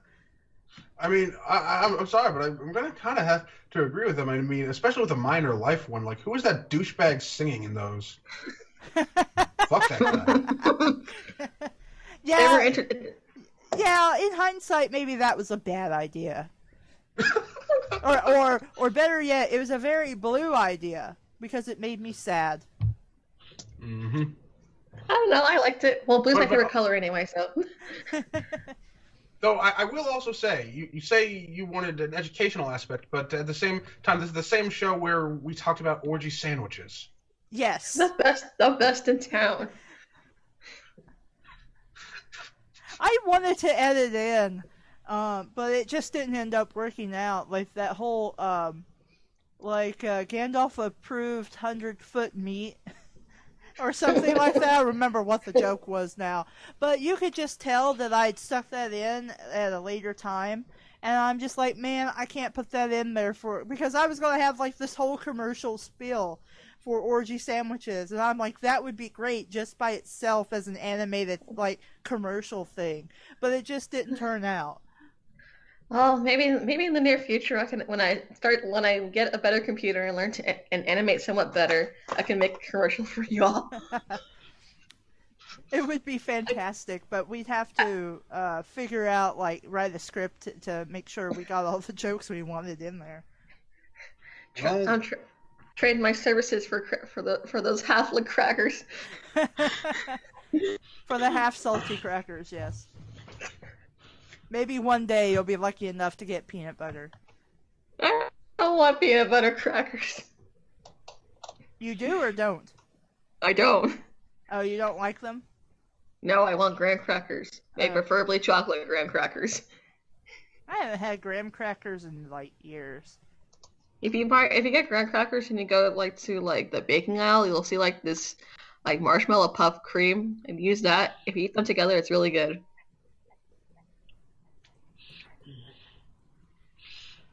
Well, with all of these, I shouldn't say with all of these. I don't know what sentence I'm trying to start here. My mind's just kind of zoning out now because of tiredness.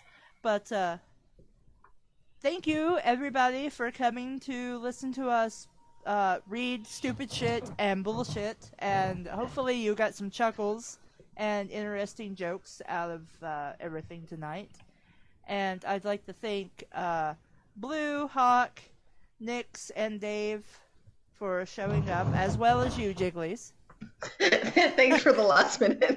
I'm sorry. I'm looking at my reading list, and I'm like, shit, did I get everybody? Seems like I'm missing someone. Oh yeah, Jigglies, she's here. Jigglies the Enigma.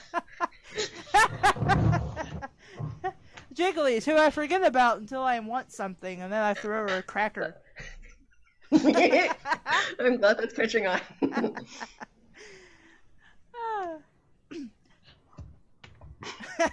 And Jiggly Zoidberg. What's the Zoidberg from? Am I just being dumb? I don't know. Maybe that's my new persona name, Jiggly Zoidberg. Aaron Dean wrote Jiggly and Jiggly Zoidberg. And then Jigglies was a zombie. Zombie Jigglies. Oh, it's from Futurama. Oh, right, because one of the characters was like, was it Dr. Zoidberg? Yeah, it was Dr. Zoidberg. I have not seen Futurama in forever, so I'm surprised I was able to recall that. Mm-hmm. But I believe I will be signing off. I will try to be on tomorrow, hopefully earlier, but still expect it to be maybe like 9 o'clock or so, because by the time I get home, it's like 8 o'clock. Do as you must. We will wait with patience. So it is, so people can kind of configure their time zone thingy. It is almost 1:30 here now. And it's almost 10:30 where I am. Same. Where the heck do you live? Washington. Oh, that's where my mom wants to move up to. Oh, cool. I live down in the south where the Cali is. Cool. Dad lives there. All right, ladies and gentlemen. I shall see you tomorrow, hopefully. Bye-bye. Later. Peace out. I love you all. War out. No war, only peace. Only peace. That's true. Peace too. Peace is the demigod of a demigod. Bye, guys.